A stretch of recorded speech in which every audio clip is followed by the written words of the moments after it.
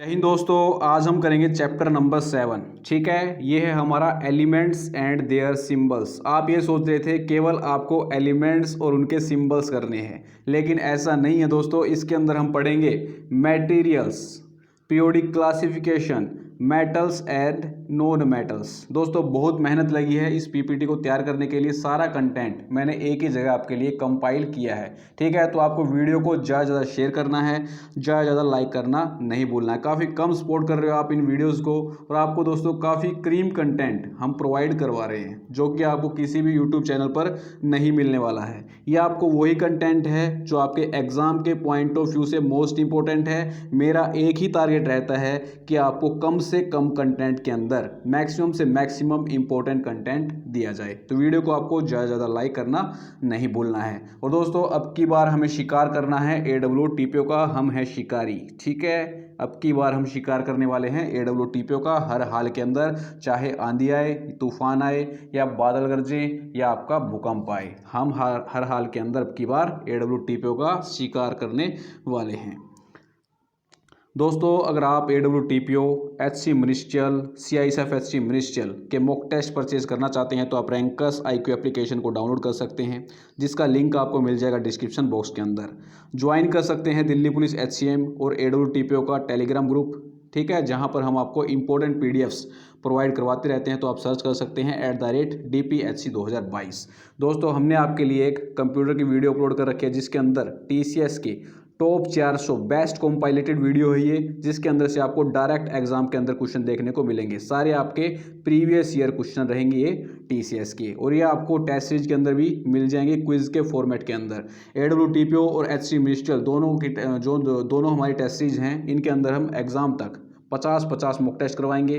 HC ministerial की mock test series आपकी 15 सितंबर से पहले कंप्लीट कर दी जाएगी, और AWTPO की आपकी 15 अक्टूबर से पहले कंप्लीट कर दी जाएगी। तो काफ़ी हेल्पफुल ये टेस्ट सीरीज आपके लिए रहने वाली है। प्रॉपरली TCS पैटर्न बेस्ड ये टेस्ट सीरीज आपके लिए रहेगी। दोस्तों हमने जो कैटलिस्ट वाले MCQs करे थे, उसके अंदर एक क्वेश्चन मैंने फ्लो के अंदर गलत बता दिया था। ये था आपका क्वेश्चन नंबर 22। ठीक है, क्या क्वेश्चन था ये? How does a catalyst increase the rate of A reaction? उत्प्रेरक किसी अभिक्रिया की दर को बढ़ाता है। तो हम सभी को पता है, हमने काफ़ी डीपली किया था कि रेट ऑफ द रिएक्शन को कैटलिस्ट बढ़ाता है और एक्टिवेशन एनर्जी को कम करता है। तो यहाँ पर आपका जो राइट आंसर बनेगा by lowering the activation energy. Option C यहाँ पर बिल्कुल आपका करेक्ट बन जाएगा। उस वीडियो के अंदर मैंने आपको ऑप्शन बी बता दिया था। फ्लो के अंदर थोड़ा बहुत एडजस्ट कर लिया कीजिए, या किसी भी जगह आपको कोई भी एरर लगे तो आप हमें कमेंट बॉक्स के अंदर कमेंट करके बता दीजिए कि सर यहाँ पर आपने थोड़ी सी गलती की है। ठीक है, तो वही आपका जो डाउट है नेक्स्ट वीडियो के अंदर हम आपका क्लियर कर देंगे। ठीक है, तो इसका आपका राइट आंसर बनेगा option C, by lowering the activation energy. इसको आपको राइट डाउन कर लेना है। चलिए स्टार्ट करते हैं। सबसे पहले हम मटेरियल्स के अंदर पढ़ेंगे एलिमेंट्स। ठीक है, उसके बाद हम लेंगे periodic classification of elements. Third आपका रहेगा मेटल्स एंड नॉन मेटल्स। तीनों हमने एक ही जगह आपके लिए कंपाइल कर दिया है। चलिए स्टार्ट करते हैं। सबसे पहले हमें पता होना चाहिए कि एलिमेंट्स क्या होते हैं। दोस्तों दो या दो से अधिक एलिमेंट से जो आपका बनता है वो होता है कंपाउंड। ठीक है, दो या दो से ज़्यादा एलिमेंट से जो आपका बनता है वो होता है कंपाउंड। कंपाउंड को हम ब्रेक कर सकते हैं with the help of cooling, heating और इलेक्ट्रोलाइसिस, लेकिन जो आपके एलिमेंट्स होते हैं इनको ब्रेक नहीं किया जा सकता है with the help of cooling, heating और बाय इलेक्ट्रिसिटी। ठीक है, तो इन दोनों के अंदर यही डिफरेंस होता है एलिमेंट्स और कंपाउंड के अंदर। कंपाउंड को हम ब्रेक कर सकते हैं दो या दो से अधिक सिंपल सब्सटेंसेस के अंदर। कंपाउंड कौन से होते हैं? जैसे आपका सोडियम क्लोराइड हो गया NaOCl, ये आपका NaOCl से मिलकर बनता है। और दोस्तों जो आपका सोडियम क्लोराइड होता है उसको हम तोड़ सकते हैं with the help of cooling, heating और इलेक्ट्रोलाइसिस। लेकिन एलिमेंट्स जो हैं ये आपकी सिंपलर फॉर्म होती है सब्सटेंस की, तो इसको हम एक या एक से अधिक सिंपलर सब्सटेंसेस के अंदर नहीं तोड़ सकते हैं। तो इसकी डेफिनेशन इंपॉर्टेंट रहेगी। A substance can not broken down into two और more simpler substances by cooling, heating और by electrolysis is called as element, यानी कि तत्व। किसी पदार्थ को ठंडा करके, गर्म करके या विद्युत अपघटन द्वारा दो या दो से अधिक सरल पदार्थों में नहीं तोड़ा जा सकता है, उसे क्या कहते हैं हम? तत्व। जैसे एग्जांपल आपका रहेगा आयरन। ठीक है, आयरन जो है आपका, इसको हम न ही हीट करके, न ही कूल करके, न ही इलेक्ट्रोलाइसिस की हेल्प से एक या एक से ज़्यादा सिंपलर सब्सटेंसेस के अंदर नहीं तोड़ सकते हैं। आयरन का आपका केमिकल सिंबल क्या होता है? Fe। तो Fe को आप तोड़ सकते हो क्या? इलेक्ट्रोलाइसिस, कूलिंग या हीटिंग करके नहीं तोड़ सकते हैं, क्योंकि ये आपकी एक सिंपलर सब्सटेंस की फॉर्म है। लोहा जो है आपका एक ऐसा तत्व है जिसे ठंडा करके, गर्म करके या विद्युत अपघटन द्वारा रासायनिक अभिक्रियाओं को करने की सामान्य विधि से दो या दो से अधिक सरल पदार्थों के अंदर नहीं तोड़ा जा सकता है। ठीक है, तो आपको पता लग गया होगा कि एलिमेंट्स क्या होते हैं। नेक्स्ट पॉइंट है the elements themselves are the simplest substances, that is why they cannot broken down into any more or simpler substances। मैंने आपको बता दिया है जो आपके एलिमेंट्स होते हैं ये आपकी सिंपलेस्ट फॉर्म होती है सब्सटेंसेस की, इसीलिए इनको एक या एक से ज़्यादा सिंपलर सब्सटेंसेस के अंदर तोड़ा नहीं जा सकता है। जैसे कॉमन एलिमेंट्स जो आपके, जैसे सल्फर हो गया, फास्फोरस हो गया, आयरन हो गया, ये सारे आपके कॉमन एलिमेंट्स हैं। इनको कैसे दर्शाया जाता है, इनके सिंबल्स कैसे लिखे जाते हैं, वो हम आगे चल के देखने वाले हैं। आपसे पूछा जाए कि एलिमेंट्स की स्मॉलेस्ट यूनिट बताओ कौन सी है, तो ये होती है आपकी एटम। ठीक है, जो आपकी स्मॉलेस्ट यूनिट होती है एलिमेंट की वो होती है एटम की। A sample of elements contain only one kind of atom. एक एलिमेंट हर एक एलिमेंट उसके अंदर एक एक आप अपने खुद के एटम होते हैं। जैसे सल्फर के पास उसके खुद के एटम्स हैं, फॉस्फोरस के पास उसके खुद के एटम्स हैं, सिलिकॉन के पास उसके खुद के एटम हैं। तो हर एक एलिमेंट्स के पास उसके खुद के एटम रहते हैं। किसी तत्व के नमूने में एक प्रकार के आपके परमाणु होते हैं, ये आपको याद रखना इंपॉर्टेंट है, कैरेक्टरिस्टिक्स के अंदर पूछे जा सकते हैं। नेक्स्ट कैरेक्टरिस्टिक्स है the atom of an element remains unaffected by physical change in the element. जैसे आपको एग्जांपल दिया गया है, जो आपके एलिमेंट्स हैं लिक्विड सल्फर के अंदर, सॉलिड सल्फर के अंदर और वेपर सल्फर के अंदर, ठीक है, तो तीनों के अंदर जो आपके एलिमेंट्स हैं, एटम्स हैं, जो वो सेम रहेंगे। ठीक है, लिक्विड के अंदर भी, सॉलिड के अंदर भी, वेपर के अंदर भी जो आपके एटम होते हैं एलिमेंट के, वो अनइफेक्टेड रहते हैं आपके फिजिकल चेंजेस से। जैसे लिक्विड सल्फर से सॉलिड आपका जब सल्फर होता है तो उसके अंदर जो एटम्स होते हैं वो आपके सेम रहते हैं, ये आपको याद रखना है।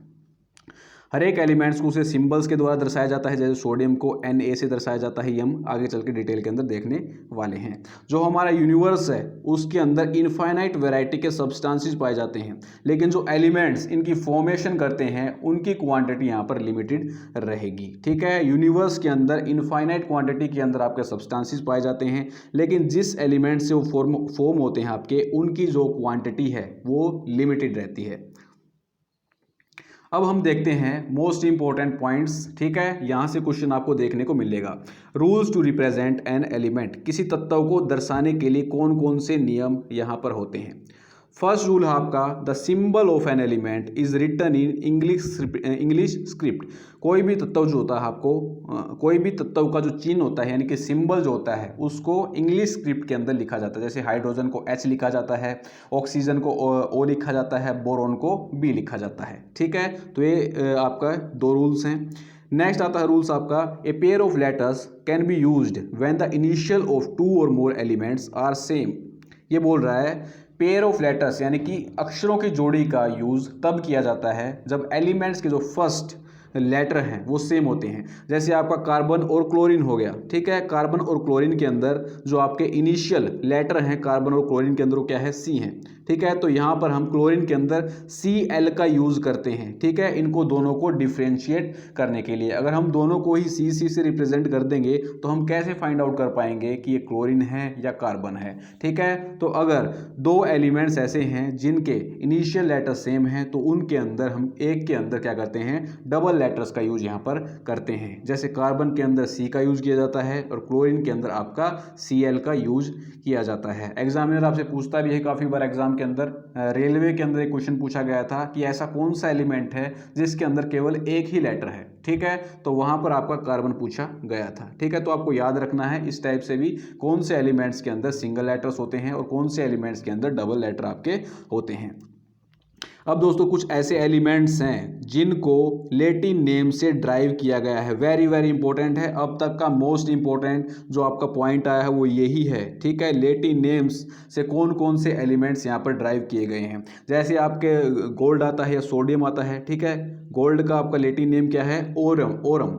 और सोडियम का क्या है, नेटियम। वैसे जो जो रूल आपका बोलता है, ये रूल ये आपका जो बोलता है वो ये बोलता है कि हर एक कोई भी आपका एलिमेंट है उसका जो फर्स्ट लेटर होगा उसी से उसका केमिकल सिंबल बनेगा। लेकिन ये कुछ ऐसे एलिमेंट्स हैं जिनको ड्राइव किया गया है लैटिन नेम से, जैसे आपका सोडियम आ गया, ठीक है। तो सोडियम को हमें एसओ से यहाँ पर रिप्रेजेंट करना था या एस से रिप्रेजेंट करना था, लेकिन ऐसा नहीं है। इनके लैटिन नेम से यहाँ पर केमिकल सिंबल इनके बनाए गए हैं। सोडियम का आपका लैटिन नेम होता है नेटेरियम, इसीलिए इसको Na से रिप्रेजेंट करते हैं। गोल्ड का होता है आपका ओरम, ठीक है, इसीलिए इसको Au से रिप्रेजेंट करते हैं, ठीक है। तो ये इनके सिंबल्स बनाते हैं Au और Na, ठीक है। तो दोनों आपको याद रखने हैं। एक टेबल भी आगे आने वाली है जिसके अंदर सभी एलिमेंट्स के लैटिन नेम्स यहाँ पर बताए गए हैं, कौन कौन से जो एलिमेंट्स हैं आपके लैटिन नेम से ड्राइव हुए हैं। इंपॉर्टेंट है, ये आपको याद रखने हैं। एग्जामिनर सीधे वाले नहीं पूछने वाला है, वो आपसे यही लैटिन नेम्स वाले ही केमिकल सिंबल पूछने वाला। तो वेरी वेरी इंपॉर्टेंट है, इन सारे नामों को आपको याद रखना है। जैसे आपका एंटीमनी हो गया, ठीक है। बेसिक रूल से तो यही बोला जाता है कि जो इसका आपका केमिकल सिंबल बनेगा वो AN बनेगा या A बनेगा, ठीक है। लेकिन ये आपके लैटिन नेम से ड्राइव किए गए हैं। इसका जो लैटिन नेम है वो है स्टीबियम, स्टीबियम इसका लैटिन नेम है, पूछा जा सकता है। तो और इसका जो केमिकल सिंबल आपका है वो है Sb। कॉपर का जो आपका लैटिन नेम है वो है क्यूप्रम, क्यूप्रम इसका लैटिन नेम है और इसका जो सिंबल है वो है Cu। गोल्ड का है आपका ओरम, ओरम इसका, और इसका जो सिंबल है वो है Au। फिर आता है आपका आयरन, आयरन का है आपका Fe और इसका जो लैटिन नेम है फेरम। लेड, लेड का सिंबल है आपका Pb और इसका जो लैटिन नेम है वो है प्लम्बम।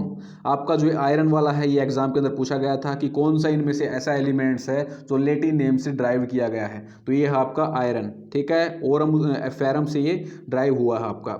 मरकरी, मरकरी का आपका लैटिन नेम है हाइड्रागायरियम, हाइड्राजीरियम, कुछ भी बोल लो इसको, जो भी आप बोलना चाहो, जो आपकी प्रोनाउंसिएशन है, हाइड्राजीरियम। तो इसको हम लिखते हैं Hg से। पोटाशियम, पोटाशियम का कैलियम है, वेरी वेरी इंपॉर्टेंट है। आने वाले एग्जाम के अंदर पोटाशियम का आपको देखने को मिल सकता है लैटिन नेम, कैलियम है इसका, K से इसको डिनोट किया जाता है, इसका सिंबल जो है। सिल्वर, सिल्वर का है अर्जेंटम, अर्जेंटम का है Ag। सोडियम का है आपका नेट्रियम, नेट्रियम को Na सिंबल से डिनोट किया जाता है। टिन, इसका है स्टेनम, Sn से डिनोट किया जाता है। टंगस्टन, वुल्फ्राम, वुल्फ्राम इसका लैटिन नेम है, ठीक है, और इसको W से डिनोट किया जाता है। तो ये सारे जो लैटिन नेम्स हैं इंपॉर्टेंट बनते हैं, यहाँ से आपको क्वेश्चन देखने को मिल सकता है, आपको इसका स्क्रीनशॉट ले लेना है, ठीक है, और बिल्कुल भी इसको भूलना नहीं है आपको। दोस्तों एट प्रेजेंट जो आपके एलिमेंट्स अब तक डिस्कवर हो चुके हैं वो 119 हो चुके हैं वैसे तो 2022 तक, लेकिन अभी उसे पीरियोडिक टेबल के अंदर अपडेट नहीं किया गया है। तो एग्जामिनर आपसे अगर अब पूछे कि आपके total number of elements according to 2022 कितने डिस्कवर हो चुके हैं, तो वो 118 ही रहेंगे, क्योंकि हमारी जो NCERT है उसके अंदर अभी अपडेट नहीं किया गया है। 119वां एलिमेंट डिस्कवर हो चुका है। और दोस्तों इन 118 एलिमेंट्स के अंदर जो आपके 94 एलिमेंट्स रहेंगे वो नेचुरली ओकरिंग रहेंगे। पीछे एक पॉइंट था हमारा कि हमारा जो यूनिवर्स है उसके अंदर इनफाइनाइट क्वांटिटी के अंदर सब्सटेंसेस पाए जाते हैं, लेकिन उन सब्सटेंसेस को जो फॉर्म करते हैं हमारे एलिमेंट वो एक लिमिटेड क्वांटिटी के अंदर ही रहते हैं, जैसे आपके 118 एलिमेंट्स हैं। इन 118 एलिमेंट्स से ही हम सब्सटेंसेस की फॉर्मेशन यहाँ पर होती है। दोस्तों फिर आता है आपका एलिमेंट्स का क्लासिफिकेशन, ठीक है, किस किस में आता है, मेटल्स एंड नॉन मेटल्स के अंदर। एलिमेंट्स को हम क्लासीफाई करते हैं मेटल्स और नॉन मेटल्स के अंदर, ठीक है। ये पढ़ेंगे हम लास्ट के अंदर, उससे पहले हम पढ़ेंगे पीरियोडिक क्लासिफिकेशन ऑफ एलिमेंट्स। तो हम करने वाले हैं periodic classification of elements. Elements को क्लासीफाई करने के लिए अलग अलग साइंटिस्ट आए, डोब्राइनर भाई साहब आए, न्यूलैंड्स आए, मेंडलीव्स आए, और लास्ट में आए थे आपके मोजले भाई साहब, जिन्होंने मॉडर्न पीरियोडिक टेबल आपकी डिज़ाइन की थी। इन पहले तीनों के, डोब्राइनर, न्यूलैंड्स और मेंडलीव्स के क्लासिफिकेशन के अंदर एरर्स थे, जिनको लास्ट के अंदर दूर किया था मोजले भाई साहब ने, ठीक है। तो इन सभी का क्लासिफिकेशन एक एक करके हम देखने वाले हैं। सबसे पहले आता है डोब्राइनर भाई साहब, ठीक है। तो इन्होंने क्या किया, सबसे पहले एलिमेंट्स को एटॉमिक मास के इंक्रीजिंग ऑर्डर के अंदर प्लेस किया, ठीक है। सबसे पहला काम तो इन्होंने ये किया, सबसे बड़ा। फिर उन्होंने क्या किया, उनके ट्राइड्स बनाए, तीन तीन एलिमेंट्स के ट्राइड्स बनाए, ठीक है। और ये बोला कि इस ट्रायड्स के अंदर जो 3 एलिमेंट्स हैं इनकी सेम केमिकल प्रॉपर्टीज़ है। ट्रायड्स के अंदर जो आपके 3 एलिमेंट्स हैं इनकी सिमिलर केमिकल प्रॉपर्टीज़ है। तो वेरी वेरी इंपॉर्टेंट पॉइंट है, एग्जाम के अंदर डायरेक्ट पूछा जाता है। इन्होंने क्या किया, एलिमेंट्स को उनके एटॉमिक मास के इंक्रीजिंग ऑर्डर के अंदर सबसे पहले प्लेस किया, उसके बाद ट्रायड्स बनाए और ये बोला कि इस ट्रायड्स के अंदर जो 3 एलिमेंट्स हैं इनकी सिमिलर केमिकल प्रॉपर्टीज़ है। वेरी वेरी इंपॉर्टेंट पॉइंट है। सेकंड पॉइंट ये है, the atomic mass of middle element of the triad was रफली the average of the atomic mass of other 2 element. इन्होंने ये बोला कि जो आपका एटॉमिक मास है मिडल एलिमेंट का, यह आपका एवरेज है फर्स्ट और लास्ट वाले का। ठीक है, जैसे आपका लिथियम का 6.9, इसको रफली आप ले सकते हो 7। ठीक है, पोटाशियम का आपका एटॉमिक मास कितना होता है 39। तो इन दोनों का जब हम एवरेज निकालते हैं तो आपका एटॉमिक मास आता है बीच वाले का, यानी कि सोडियम का 23। ऐसे ही आपका कैल्शियम, स्टोंटियम और बेरियम का है। कैल्शियम और बेरियम का जब हम एवरेज निकालते हैं एटॉमिक मास का तो आपका एटॉमिक मास आता है स्टोंटियम का, यानी कि लगभग आपका 88 के अप्रोक्स आता है। फिर आता आपका क्लोरीन, ब्रोमीन और आयोडीन। ठीक है, इसका जब हम क्लोरीन और आयोडीन का एवरेज निकालते हैं तो आपका एटॉमिक मास आता है किसका, ब्रोमीन का, अप्रोक्स 80 के आता है। ठीक है, तो आप इसको लमसम के अंदर ले सकते हो, एक्यूरेट आपको लेने की कोई भी ज़रूरत नहीं है।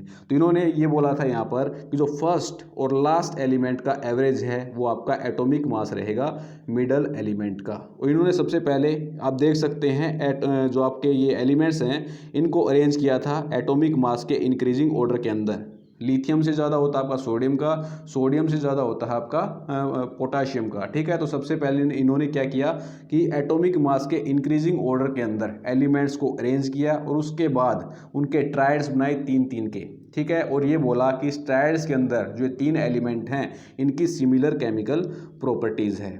ठीक है, तो फर्स्ट पॉइंट ये है। सेकंड पॉइंट ये है कि जो फर्स्ट और लास्ट एलिमेंट आपका रहेगा वो जब हम उसका एवरेज निकालेंगे तो आपका एटॉमिक मास आएगा मिडल एलिमेंट का। जैसे लिथियम, सोडियम, पोटाशियम के अंदर लिथियम और पोटाशियम का जब हम एवरेज निकालते हैं तो आपका एटॉमिक मास आता है सोडियम का। दोस्तों, डोब्राइनर के टाइम पर लगभग अप्रोक्स 34 एलिमेंट डिस्कवर थे, लेकिन ये केवल 9 एलिमेंट्स को ही अरेंज कर पाए, केवल 3 ट्रायड ही बना पाए। ठीक है, तो ये सबसे बड़ा इनका एक ड्रॉबैक था। चलिए आगे आ जाती है इसकी लिमिटेशन।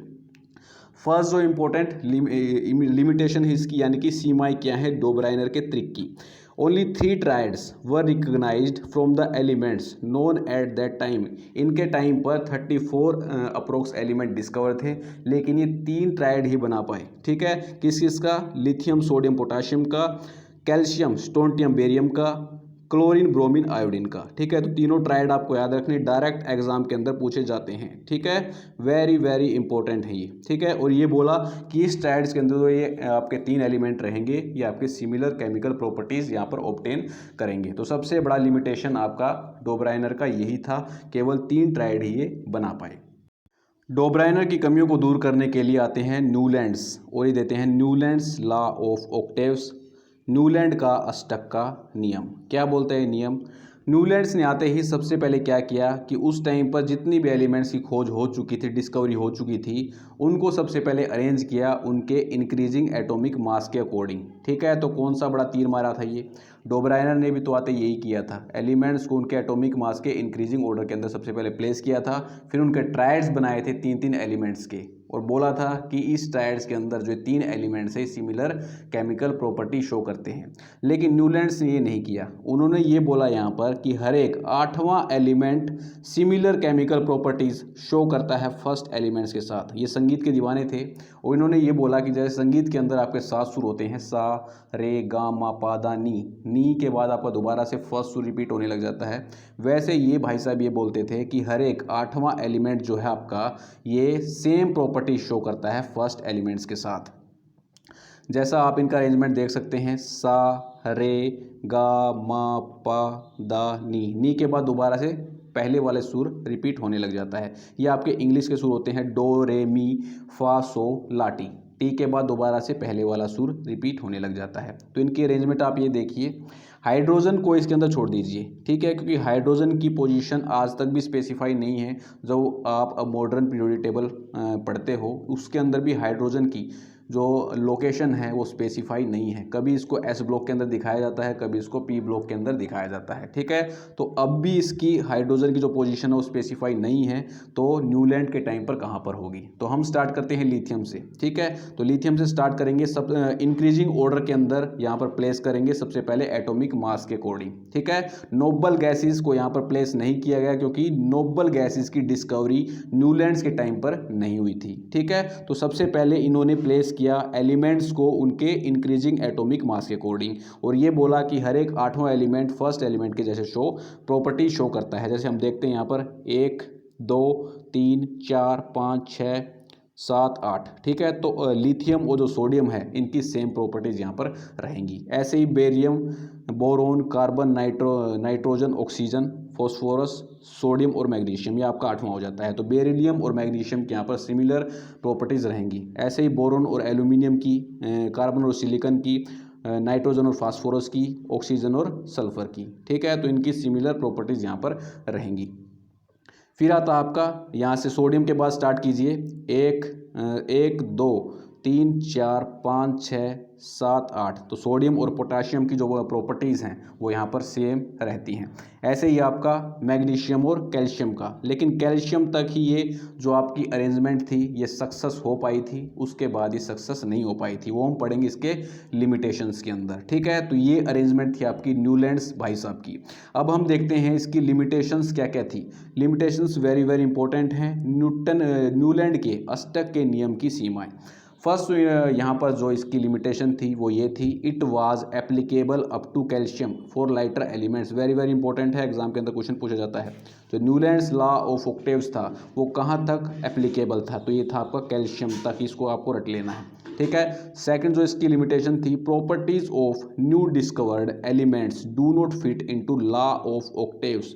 जो इन्होंने अष्टक का नियम दिया था, जैसे ही कोई नया डिस्कवर एलिमेंट हो रहा था उसकी प्रॉपर्टीज़ यहाँ पर फिट नहीं हो रही थी। वो कैसे नहीं हो रही थी, जैसे यहाँ पर आप देखिए कोबाल्ट और निक्किल, कोबाल्ट और निक्किल को इन्होंने फ्लोरीन और क्लोरीन के नीचे प्लेस कर दिया, जबकि आपका फ्लोरीन और क्लोरीन आपकी नॉन मेटल है और कोबाल्ट और निक्किल आपकी मेटल हैं। तो दोनों की डिफरेंट केमिकल प्रॉपर्टीज़ हैं। लेकिन इन भाई साहब ने क्या किया, जैसे ना जैसे करके इनको अरेंजमेंट बनानी थी, इन्होंने क्या किया, क्लोरीन के नीचे कोबाल्ट और निक्किल को रख दिया अपनी अरेंजमेंट को ठीक करने के लिए। ठीक है, तो ये इनका सबसे बड़ा ड्रॉबैक था। जैसे ही नया एलिमेंट को डिस्कवर हो रहा था तो इस अरेंजमेंट के अंदर वो फिट नहीं हो पा रहा था। नेक्स्ट आपका, to fit elements into his table Newlands put even 2 elements together in 1 slot and 2 in the column of unlike elements having very different properties. तो यहाँ पर आप देख सकते हैं, यहाँ पर दो एलिमेंट्स को एक ही बॉक्स के अंदर यहाँ पर प्लेस कर दिया। ठीक है, और कोई मतलब यहाँ पर नहीं बनता है कि ये ऊपर वाले के साथ केमिकल प्रॉपर्टीज़ मैच इनकी करती हैं या नहीं करती हैं, लेकिन इनका काम था अरेंजमेंट को कैसे ना कैसे करके फिट कर देना। ठीक है, तो इन्होंने क्या किया, 2 एलिमेंट्स को एक ही बॉक्स के अंदर रख दिया, जबकि उनकी प्रॉपर्टीज़ बिल्कुल अलग अलग यहाँ पर थी।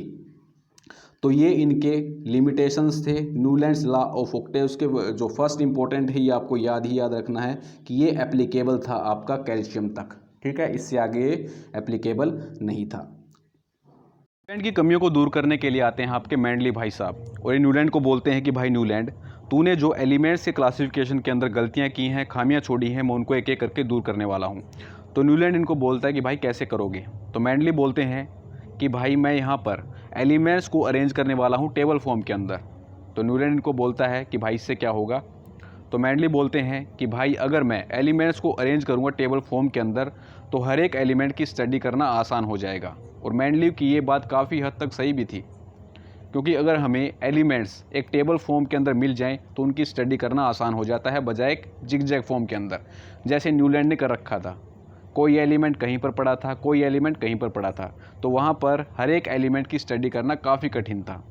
लेकिन मेंडलीव ने बहुत ही अच्छा ये काम किया, एलिमेंट्स को क्लासीफाई किया in the form of table form के अंदर इन्होंने एलिमेंट्स को यहाँ पर अरेंज किया। सबसे पहले जो एलिमेंट्स को टेबल फॉर्म के अंदर अरेंज किया था वो आपके मेंडली भाई साहब ही थे, और इनके टाइम पर टोटल 63 एलिमेंट्स की खोज हो चुकी थी।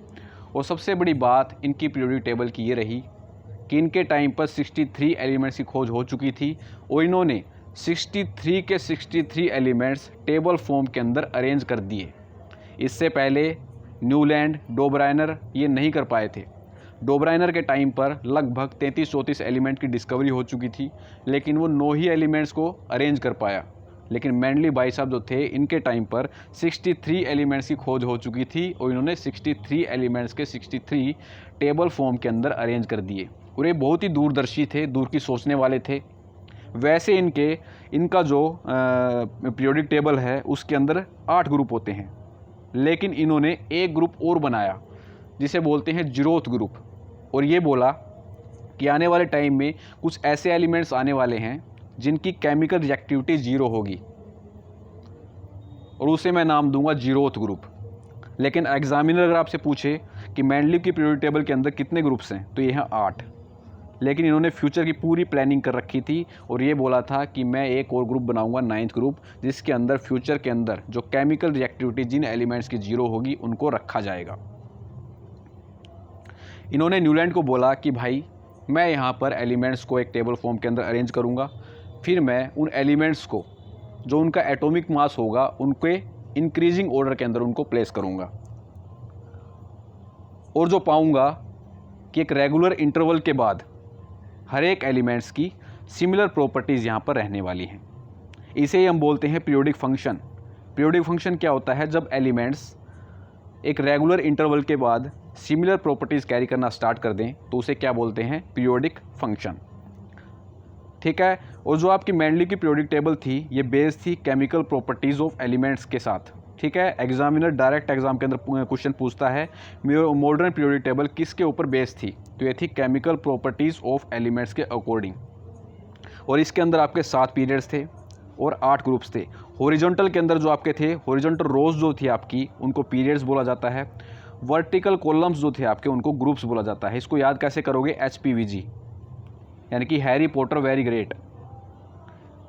हॉरिजॉन्टल के अंदर आपको पीरियड्स देखने को मिलेंगे और वर्टिकल के अंदर आपको ग्रुप्स देखने को मिलेंगे। टोटल 7 पीरियड्स थे और 8 ग्रुप्स थे।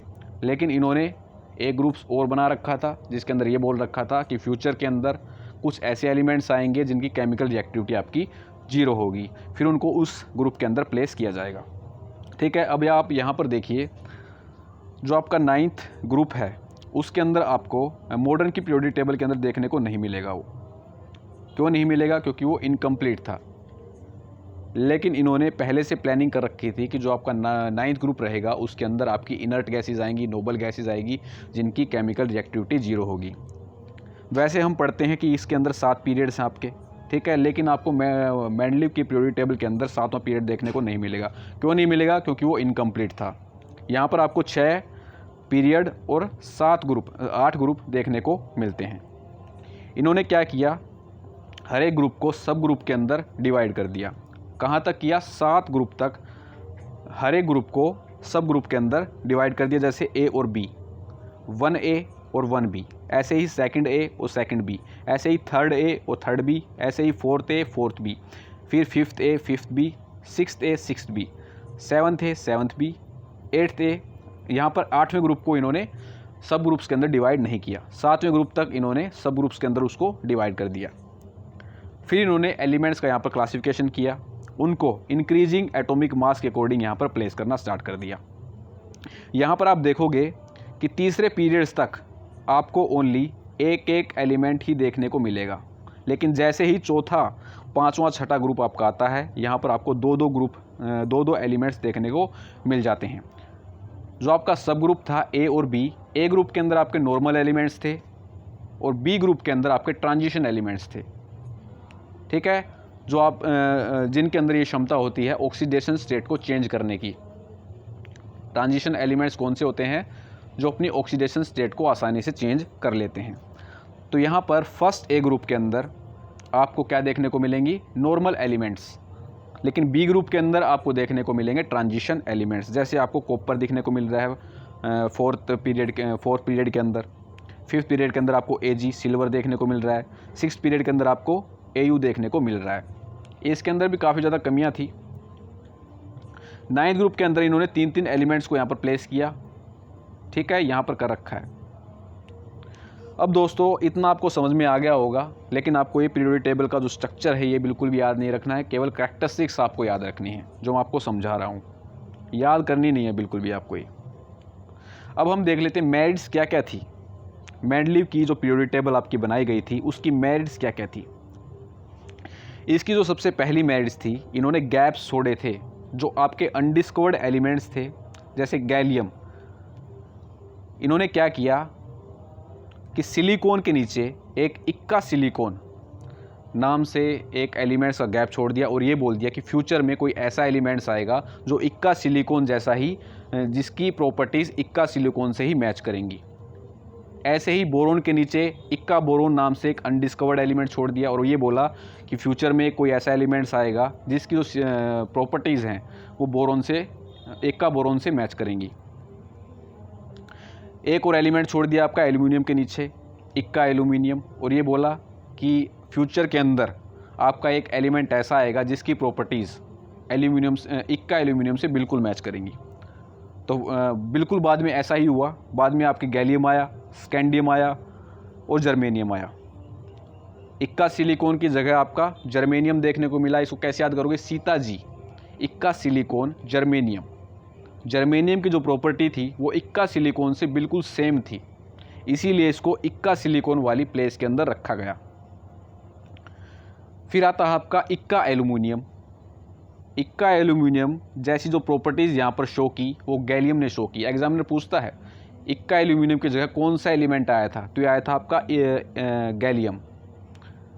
इक्का सिलिकॉन की जगह कौन सा एलिमेंट आया था आपका, जर्मेनियम। और इक्का बोरोन, जो कि बोरोन के नीचे आपका एक प्लेस छोड़ा था मेंडलीव ने, और ये बोला था कि आने वाले टाइम के अंदर कोई एक ऐसा एलिमेंट आएगा जिसकी जो प्रॉपर्टीज़ रहेंगी वो इक्का बोरोन जैसी ही रहेंगी। तो ऐसा ही हुआ, फ्यूचर के अंदर स्कैंडियम आया जिसकी जो प्रॉपर्टीज़ थी बिल्कुल इक्का बोरोन जैसी ही। तो आपको ये याद रखने हैं, ठीक है। इक्का एल्यूमिनियम आपका आया था, इक्का एल्यूमिनियम की जगह आपका आया था गैलियम। इक्का सिलिकॉन की जगह आया था आपका जर्मेनियम। इक्का बोरोन की जगह आया था आपका स्कैंडियम, ठीक है। तो ये आपको याद रखने हैं। फिर नेक्स्ट आपका इंपॉर्टेंट पॉइंट आता है, इन्होंने, मैंने जैसे आपको बताया है, ग्रुप छोड़ा था जो आपका 9th ग्रुप था, लेकिन वो मेंडलीव की पीरियोडिक टेबल मेंशन नहीं है क्योंकि वो इनकम्प्लीट आपका ग्रुप था। लेकिन काफ़ी अच्छी बात इनकी जो पीरियोडिक टेबल की ये थी कि इन्होंने एक ऐसी जगह छोड़ी जिसके अंदर आपकी बाद में नोबल गैस आ गई, और नोबल गैस के आने के बाद किसी भी प्रकार का कोई भी चेंज नहीं आया पीरियोडिक टेबल के अंदर। जो इन्होंने एलिमेंट्स का क्लासिफिकेशन कर रखा था, जैसे ही आपकी नोबल गैस की खोज हुई, कोई भी इनकी जो अरेंजमेंट थी एलिमेंट्स की उसके अंदर कोई भी गड़बड़ नहीं हुई। तो ये इनकी सबसे अच्छी बात यहाँ पर रही थी, ठीक है। तो ये कुछ इंपॉर्टेंट पॉइंट्स हैं जो मेरिट्स थी आपकी पीरियोडिक टेबल की, मेंडलीव की, वो ये रहेंगी। लिमिटेशन क्या क्या थी, मेंडलीव्स के वर्गीकरण की सीमाएं यानी कि लिमिटेशन। फर्स्ट लिमिटेशन ये थी, position of isotopes could not be explained. जैसे आपके हाइड्रोजन के 3 आइसोटोप्स होते हैं, 1H1 protium, 1S2 deuterium, 1S3 tritium. इन्होंने उनकी पोजीशन नहीं बताई क्योंकि जो उनका एटॉमिक मास होता है वो अलग अलग होता है, और ये अपनी जो रूल है उसके अंदर ये बोल रहे हैं कि एटॉमिक मास के अकॉर्डिंग मैंने यहाँ पर एलिमेंट्स को अरेंज किया है। तो इनकी यहाँ पर सबसे बड़ी लिमिटेशन ये थी कि इन्होंने आइसोटोप्स को एक्सप्लेन नहीं किया। इन्होंने केवल एक ही अपनी पीरियोडिक टेबल के अंदर रखा, प्रोटियम, लेकिन ड्यूटेरियम, ट्राइटियम इन्होंने अपनी पीरियोडिक टेबल के अंदर प्लेस नहीं किया। तो सबसे बड़ा ड्रॉबैक ये था कि position of isotopes could not be explained, समस्थानिकों की स्थिति की व्याख्या इन्होंने नहीं की। तो सबसे बड़ी इनकी जो लिमिटेशन थी वो ये थी। सेकंड थी, no fixed position of hydrogen. Hydrogen की तो आज तक ही फिक्स पोजीशन नहीं हुई है, तो इनके टाइम पर कहाँ पर होनी थी। थर्ड पॉइंट है आपका, wrong order of atomic mass of some element could not be explained. कुछ तत्वों के परमाणु भार के गलत क्रम की व्याख्या नहीं की जा सकी। इन्होंने क्या बोला था कि मैं यहाँ पर अरेंज करूँगा एलिमेंट्स को इंक्रीजिंग ऑर्डर के अंदर, जो उनका एटॉमिक मास रहेगा उनको इंक्रीजिंग ऑर्डर के अंदर प्लेस करूँगा, ठीक है। लेकिन इन्होंने गड़बड़ी यहाँ पर की थी अपनी पीरियोडिक टेबल के अंदर। क्या की थी, कोबाल्ट और निक्किल को देखिए। कोबाल्ट का जो एटॉमिक मास है आपका 58.93 है, जबकि निकिल का जो एटॉमिक मास है वो 58.71 है। तो पहले आपका निकिल आना चाहिए, बाद में आपको कोबाल्ट आना चाहिए। तो इन्होंने सबसे बड़ी गड़बड़ी ये कर रखी थी, पहले तो ये बोल रहे थे कि मैं यहाँ पर एलिमेंट्स को अरेंज करूँगा उनके इंक्रीजिंग एटॉमिक मास के अकॉर्डिंग, लेकिन इन्होंने पहले कोबाल्ट को रख दिया, फिर निकिल को रख दिया। कोबाल्ट का एटॉमिक मास ज़्यादा था, निकिल का कम है, तो पहले आपका निकिल आना चाहिए, फिर कोबाल्ट आना चाहिए, लेकिन ये इस बारे में यहाँ पर नहीं बता पाए, ये बताने में यहाँ पर फेल हो गए। तो ये यहाँ पर मेंडलीव का जो क्लासिफिकेशन था उसकी लिमिटेशन थी। तो आपको अच्छे से समझ में आ गया मेंडलीव का क्लासिफिकेशन, कैसे मेंडलीव ने क्लासिफिकेशन किया था पीरियोडिक टेबल का। ठीक है, अब आता है आपका मॉडर्न पीरियोडिक टेबल। अब आते हैं आपके मोज़ले भाई साहब। अब मोज़ले भाई साहब मेंडलीव को बोलते हैं कि भाई मेंडलीव, तूने जो गलतियां की हैं क्लासिफिकेशन के अंदर एलिमेंट्स के, मैं उनको एक एक करके यहाँ पर दूर करने वाला हूँ। तो मेंडलीव बोलते हैं मोज़ले के भाई कैसे करोगे? तो मोज़ले बोलते हैं कि मैं यहाँ पर एलिमेंट्स को अरेंज करूँगा उनके एटॉमिक नंबर के अकॉर्डिंग। तूने तो एटॉमिक मास के अकॉर्डिंग किया है, मैं यहाँ पर एलिमेंट्स को अरेंज करने वाला हूँ उनके एटॉमिक नंबर के अकॉर्डिंग, क्योंकि एटॉमिक नंबर अगर मुझे पता लग जाएगा तब उनका एटॉमिक मास तो आसानी से निकाल लूँगा। तो सबसे बड़ी बात ये थी मॉडर्न मोज़ले की जो पीरियोडिक टेबल थी आपकी मॉडर्न पीरियोडिक टेबल, इसके अंदर जो एलिमेंट्स को अरेंज किया गया है वो उनके एटॉमिक नंबर के अकॉर्डिंग अरेंज किया गया है। एग्जामिनर क्वेश्चन पूछता है कि मॉडर्न की जो पीरियोडिक टेबल है इसके अंदर एलिमेंट्स को किसके अकॉर्डिंग अरेंज किया गया है, तो आपको बताना है एटॉमिक नंबर। ठीक है, लेकिन अगर आपसे एग्जामिनर पूछे मेंडलीव की जो पीरियोडिक टेबल है उसके अंदर एलिमेंट्स को किसके बेसिस पर अरेंज किया गया है, तो वहाँ पर आएगा एटॉमिक मास। लेकिन मॉडर्न पीरियोडिक टेबल के अंदर एलिमेंट्स को अरेंज किया गया है एटॉमिक नंबर के अकॉर्डिंग। आपको यहाँ पर modern periodic table, modern periodic law भी याद रखना है। क्या है वो law? The properties of elements are periodic function of their atomic number. Periodic function मैं आपको बता चुका हूँ। एक रेगुलर इंटरवल के बाद जब सिमिलर प्रॉपर्टीज़ एलिमेंट कैरी करना स्टार्ट कर देता है तो उसे हम बोलते हैं पीरियोडिक फंक्शन। तो इनकी जो यहाँ पर पीरियोडिक टेबल का मेन बेस था वो क्या था? आपका एटॉमिक नंबर। और जो भी खामियाँ मेंडलीव ने अपनी पीरियोडिक टेबल के अंदर छोड़ी थी वो इन्होंने यहाँ पर दूर की। किसने? मोज़ले भाई साहब ने। ये आप देख लीजिए कितना अच्छा यहाँ पर सुंदर सा इन्होंने पीरियोडिक टेबल यहाँ पर डिज़ाइन किया। मेटल्स आपको एक कोने पर देखने को मिलेंगी, नॉन मेटल्स आपको एक कोने पर देखने को मिलेंगी, और एक ये जो आप जिगजैग फॉर्म देख रहे हो ये आपके मेटलॉइड्स हैं जो कि आपके मेटल्स और नॉन मेटल्स को अलग करते हैं। ठीक है, तो इन्होंने काफ़ी अच्छा काम किया था। मेटल्स को अलग रखा, नॉन मेटल्स को अलग रखा, और बीच में आपके मेटलॉइड्स रखे जो मेटल्स और नॉन मेटल्स दोनों की प्रॉपर्टीज़ कैरी करते थे। ये जो पीरियोडिक टेबल है इसको हम कंप्लीट याद करेंगे जब हम एटॉमिक नंबर करेंगे, ट्रिक के साथ याद करेंगे। कैसे करते हैं? जैसे फर्स्ट वाला ग्रुप जो आपका ये है, ठीक है, जिसके अंदर hydrogen, lithium, sodium, potassium, rubidium, caesium और फ्रेंशियम है। इसको कैसे याद करते हैं? है ली ना की रब से फरियाद। है से बन गया आपका हाइड्रोजन, ली से बन गया आपका लिथियम, ना से बन गया आपका सोडियम, के से बन गया, की से बन गया आपका पोटाशियम यानी के, रब से बन गया आपका रूबिडियम, से बन गया आपका सीजियम, फरियाद से बन गया आपका फ्रेंशियम। तो ऐसे इसको ट्रिक से याद करने वाले हैं। अगर हमें पीरियोडिक टेबल अच्छे से पता लग जाएगी, इसको हम अच्छे से याद कर लेंगे तो हम अच्छी तरह से इसके एटॉमिक नंबर तक पहुंच सकते हैं। वैसे आप इसे कितने एटॉमिक नंबर पढ़ोगे? एग्जामिनर कुछ भी पूछ सकता है, किसी भी एलिमेंट का आपसे एटॉमिक नंबर पूछ सकता है। ठीक है, तो पहले आपको इस जो पीरियोडिक टेबल है इसको आपको अच्छी तरह से याद करना है। ये आपको एक ही दिन में याद हो जाएगी। ठीक है, और कैसे हम एटॉमिक नंबर को फाइंड आउट करते हैं वो हम सारी बातें आपके एटॉमिक नंबर के अंदर डिस्कस करने वाले हैं। ठीक है, तो आपके सामने है ये मेंडलीव की पीरियोडिक टेबल जिसके अंदर आपके 7 पीरियड्स थे और 18 ग्रुप आपको देखने को मिलते हैं। 18 ग्रुप आपको देखने को मिलेंगे मॉडर्न पीरियोडिक टेबल के अंदर। 18 ग्रुप आपको देखने को मिलेंगे और 7 पीरियड यहाँ पर देखने को मिलेंगे। आपका आता है explanation of anomalies bye modern periodic table. आधुनिक आवर्त सारणी द्वारा विसंगतियों की व्याख्या। जो गड़बड़ आपकी मेंडलीव ने कर रखी थी यहाँ पर मॉडर्न पीरियोडिक टेबल के अंदर उनको एक्सप्लेन एक एक करके किया गया है। फर्स्ट पॉइंट आप देखिए, explanation for the position of isotopes. Mendeleev की जो आपकी पीरियोडिक टेबल थी उसके अंदर आइसोटोप की पोजीशन को डिफाइन नहीं कर रखा था। उन्होंने अपनी पीरियोडिक टेबल के अंदर केवल प्रोटियम को ही जगह दी थी, ड्यूट्रियम और ट्राइटियम को नहीं दी थी। यहाँ पर एक्सप्लेनेशन की गई मॉडर्न पीरियोडिक टेबल के अंदर, और इसके अंदर ये बोला गया कि same atomic number put at one place in the same group, कि समान परमाणु क्रमांक एक ही समूह में एक ही स्थान पर रखे जाते हैं। सेकंड, इन्होंने बताया कि कोबाल्ट का जो एटॉमिक नंबर है वो 27 है, ये पहले आएगा आपका, और निक्किल का जो आपका एटॉमिक नंबर है वो 28 है, ये आपका बाद में आएगा। मेनली भाई साहब ने गड़बड़ क्या की थी कि जिसका एटॉमिक मास ज़्यादा था उसको पहले रख दिया था, और जिसका एटॉमिक मास कम था उसको बाद में रख दिया था। लेकिन उन्होंने अपने रूल के अंदर ये बोला था कि मैं यहाँ पर एलिमेंट्स को अरेंज कर रहा हूँ एटॉमिक मास के इंक्रीजिंग ऑर्डर के अंदर, ठीक है। तभी जो उनकी पीरियोडिक टेबल थी वो फेल होने का सबसे बड़ा कारण यही बना कि वो एलिमेंट्स को एटॉमिक मास के इंक्रीजिंग ऑर्डर के अंदर नहीं रख पाए।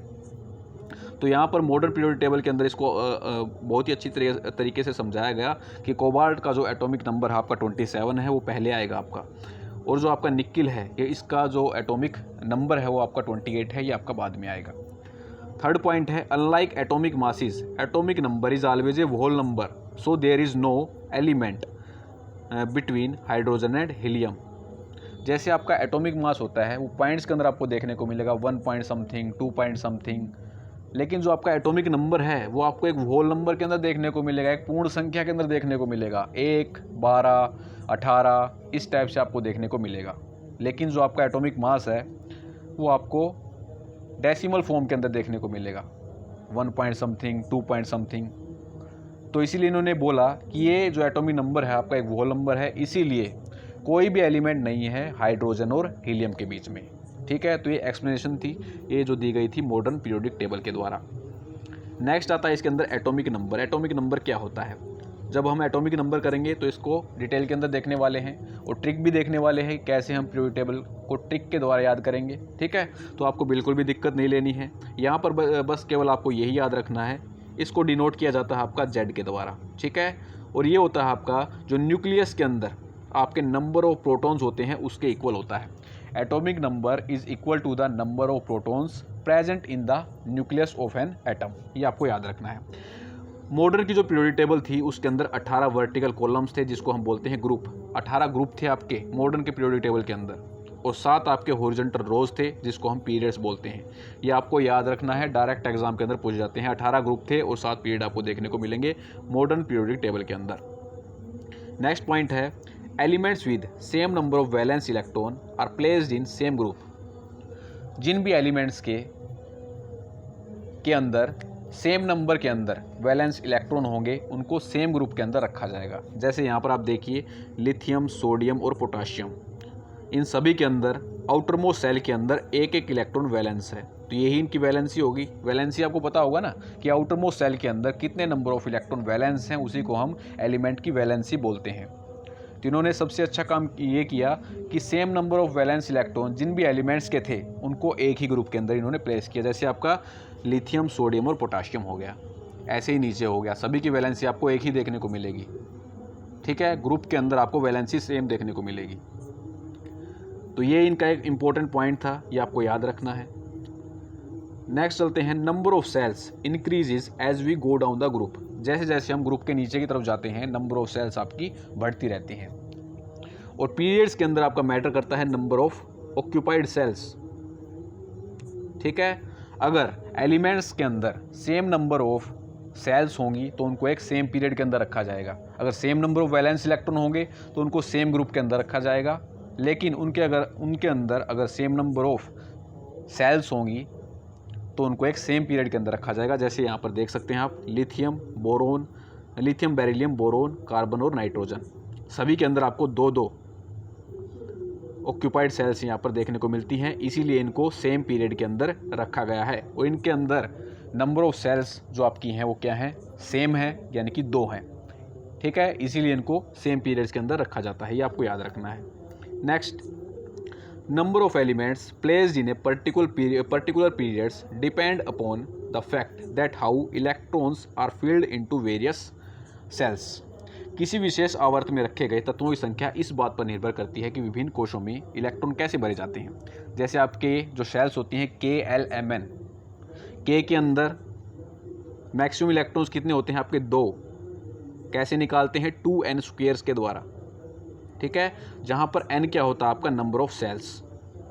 तो अगर हम n की वैल्यू 1 रखेंगे तो कितना आ जाएगा आपके पास 2, ठीक है। तो फर्स्ट पीरियड के अंदर आपको 2 एलिमेंट्स देखने को मिलेंगे।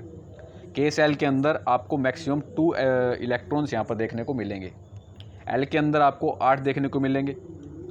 अगर हम नंबर ऑफ सेल्स यहाँ पर 2 रखते हैं तो 2 का स्क्वायर 4, 4 इंटू 2 यानी कि 8, ठीक है। तो मैक्सिमम इलेक्ट्रॉन्स यहाँ पर आपको कितने देखने को मिलेंगे 8, ठीक है। तो ये आपको याद रखने इंपॉर्टेंट पॉइंट्स हैं। Next, position of an element in the periodic tables tell us its chemical reactivity. जो एलिमेंट्स की पोजीशन होती है पीरियोडिक टेबल के अंदर वो ये बताती है कि वो कितने केमिकल रिएक्टिव हैं। Next, valence electron determine the kind and number of bonds form by the elements. जो वैलेंस इलेक्ट्रॉन होते हैं आपके एलिमेंट्स के अंदर वो ये बताते हैं कि कितने नंबर ऑफ बॉन्ड्स फॉर्म किए गए हैं आपके एलिमेंट्स के द्वारा, ठीक है। तो इंपॉर्टेंट पॉइंट है, इसको रिमेंबर रखना है। नेक्स्ट आता है आपका trends in modern periodic table. आधुनिक आवर्त सारणी में क्या रुझान आपके आए थे वो एक एक करके यहाँ पर देखने वाले हैं। सबसे पहले आता है आपका वैलेंसी। तो वैलेंसी क्या होता है, जितने नंबर ऑफ वैलेंस इलेक्ट्रॉन आपके एलिमेंट्स के आउटर मोस्ट सेल के अंदर रहेंगे उसे हम क्या बोलते हैं, वैलेंसी, ठीक है। और जैसे हम लेफ़्ट टू राइट चलते हैं, पहले आपकी वैलेंसी 1 से 4 तक इंक्रीज़ होती है और बाद में ये क्या हो जाती है, 0 हो जाती है। वैलेंसी पहले आपकी लेफ़्ट टू राइट जब हम मूव करते हैं पीरियोडिक टेबल के अंदर, वैलेंसी ऑफ एलिमेंट आपकी इंक्रीज़ होती है 1 से 4 तक। जैसे आप इसके अंदर देख सकते हो 1 से 4 तक आपकी जो वैलेंसी है वो इंक्रीज़ होगी, बाद में क्या हो जाती है, डिक्रीज़ हो जाती है। 3, 2, 1, 0 तक ये आपकी चली जाती है। लेकिन जो वैलेंसी है ग्रुप के अंदर आपकी सेम रहेगी, ठीक है। वैलेंसी जो है आपकी ग्रुप के अंदर सेम रहेगी। एग्जामिनर पूछ सकता है valency in the group is same और नॉट, तो ये आपकी सेम रहती है ग्रुप के अंदर। लेकिन पीरियड के अंदर 1 से 4 तक आपकी इंक्रीज़ होगी और बाद में डिक्रीज़ होकर 0 तक पहुंच जाती है। नेक्स्ट आता है आपका एटॉमिक साइज यानी कि परमाणु आकार। तो ये क्या होता है आपका, it refers to the radius of an atom. परमाणु आकार एक परमाणु की त्रिज्या को दर्शाता है और it may be visualized as the distance between centre of nucleus and the outermost shell. इसको विजुलाइज कर सकते हैं कि ये डिस्टेंस आपका न्यूक्लियस के सेंटर और आउटर मोस्ट सेल के बीच का जो आपका डिस्टेंस रहेगा वो एटॉमिक साइज यहाँ पर रहने वाला है। और एक और इम्पोर्टेंट पॉइंट है जो एग्जामिनर आपसे पूछेगा कि लेफ़्ट से राइट जब हम जाते हैं तो एटॉमिक साइज और रेडियस ऑफ जो रेडियस जो होता है आपका एटम का, उस पर क्या प्रभाव पड़ता है। तो ये आपका डिक्रीज़ हो जाता है। क्यों डिक्रीज़ होता है, पॉजिटिव चार्ज जो होता है वो ज़्यादा हो जाता है न्यूक्लियस के ऊपर, जिसके कारण इलेक्ट्रॉन्स जो है आपके न्यूक्लियस की तरफ खींचे चले जाते हैं और आपका जो साइज़ है वो डिक्रीज़ हो जाता है। इंपॉर्टेंट पॉइंट है, एक्सप्लेनेशन के साथ आपको याद रखना है। Left to right atomic size और radius of an atom decrease हो जाती है क्योंकि न्यूक्लियस के ऊपर पॉजिटिव चार्ज ज़्यादा हो जाता है और पॉजिटिव चार्ज ज़्यादा होने के कारण जो इलेक्ट्रॉन्स हैं वो न्यूक्लियस की तरफ खींचे चले जाते हैं और आपका जो एटॉमिक साइज है वो डिक्रीज़ हो जाता है, ठीक है। और यहाँ पर आप देख सकते हैं periods Na, Mg, Al, Si, P, S और Cl। लेफ़्ट टू राइट जैसे हम जा रहे हैं तो जो आपका एटॉमिक साइज है वो डिक्रीज़ यहाँ पर हो रहा है, याद रखना आपको। ग्रुप की बात करें, atomic size increases as we move down the group. जैसे जैसे हम डाउन द ग्रुप जाते हैं तो आपका जो एटॉमिक साइज है वो बढ़ता है। डाउन द ग्रुप आपका बढ़ेगा, पीरियड में जब हम लेफ़्ट टू राइट मूव करेंगे तो आपका एटॉमिक साइज घटता है, ठीक है। ये आपको याद रखना है। डाउन द ग्रुप आपका जो एटॉमिक साइज है वो बढ़ जाता है। क्यों बढ़ता है कि नंबर ऑफ सेल्स जो होती हैं आपकी बढ़ जाती हैं। नंबर ऑफ सेल्स बढ़ने के कारण आपका जो डिस्टेंस है न्यूक्लियस और आउटर मोस्ट इलेक्ट्रॉन के बीच का वो बढ़ जाता है, इसीलिए आपका एटॉमिक साइज इंक्रीज हो जाता है जैसे हम ग्रुप के डाउनवर्ड जाते हैं।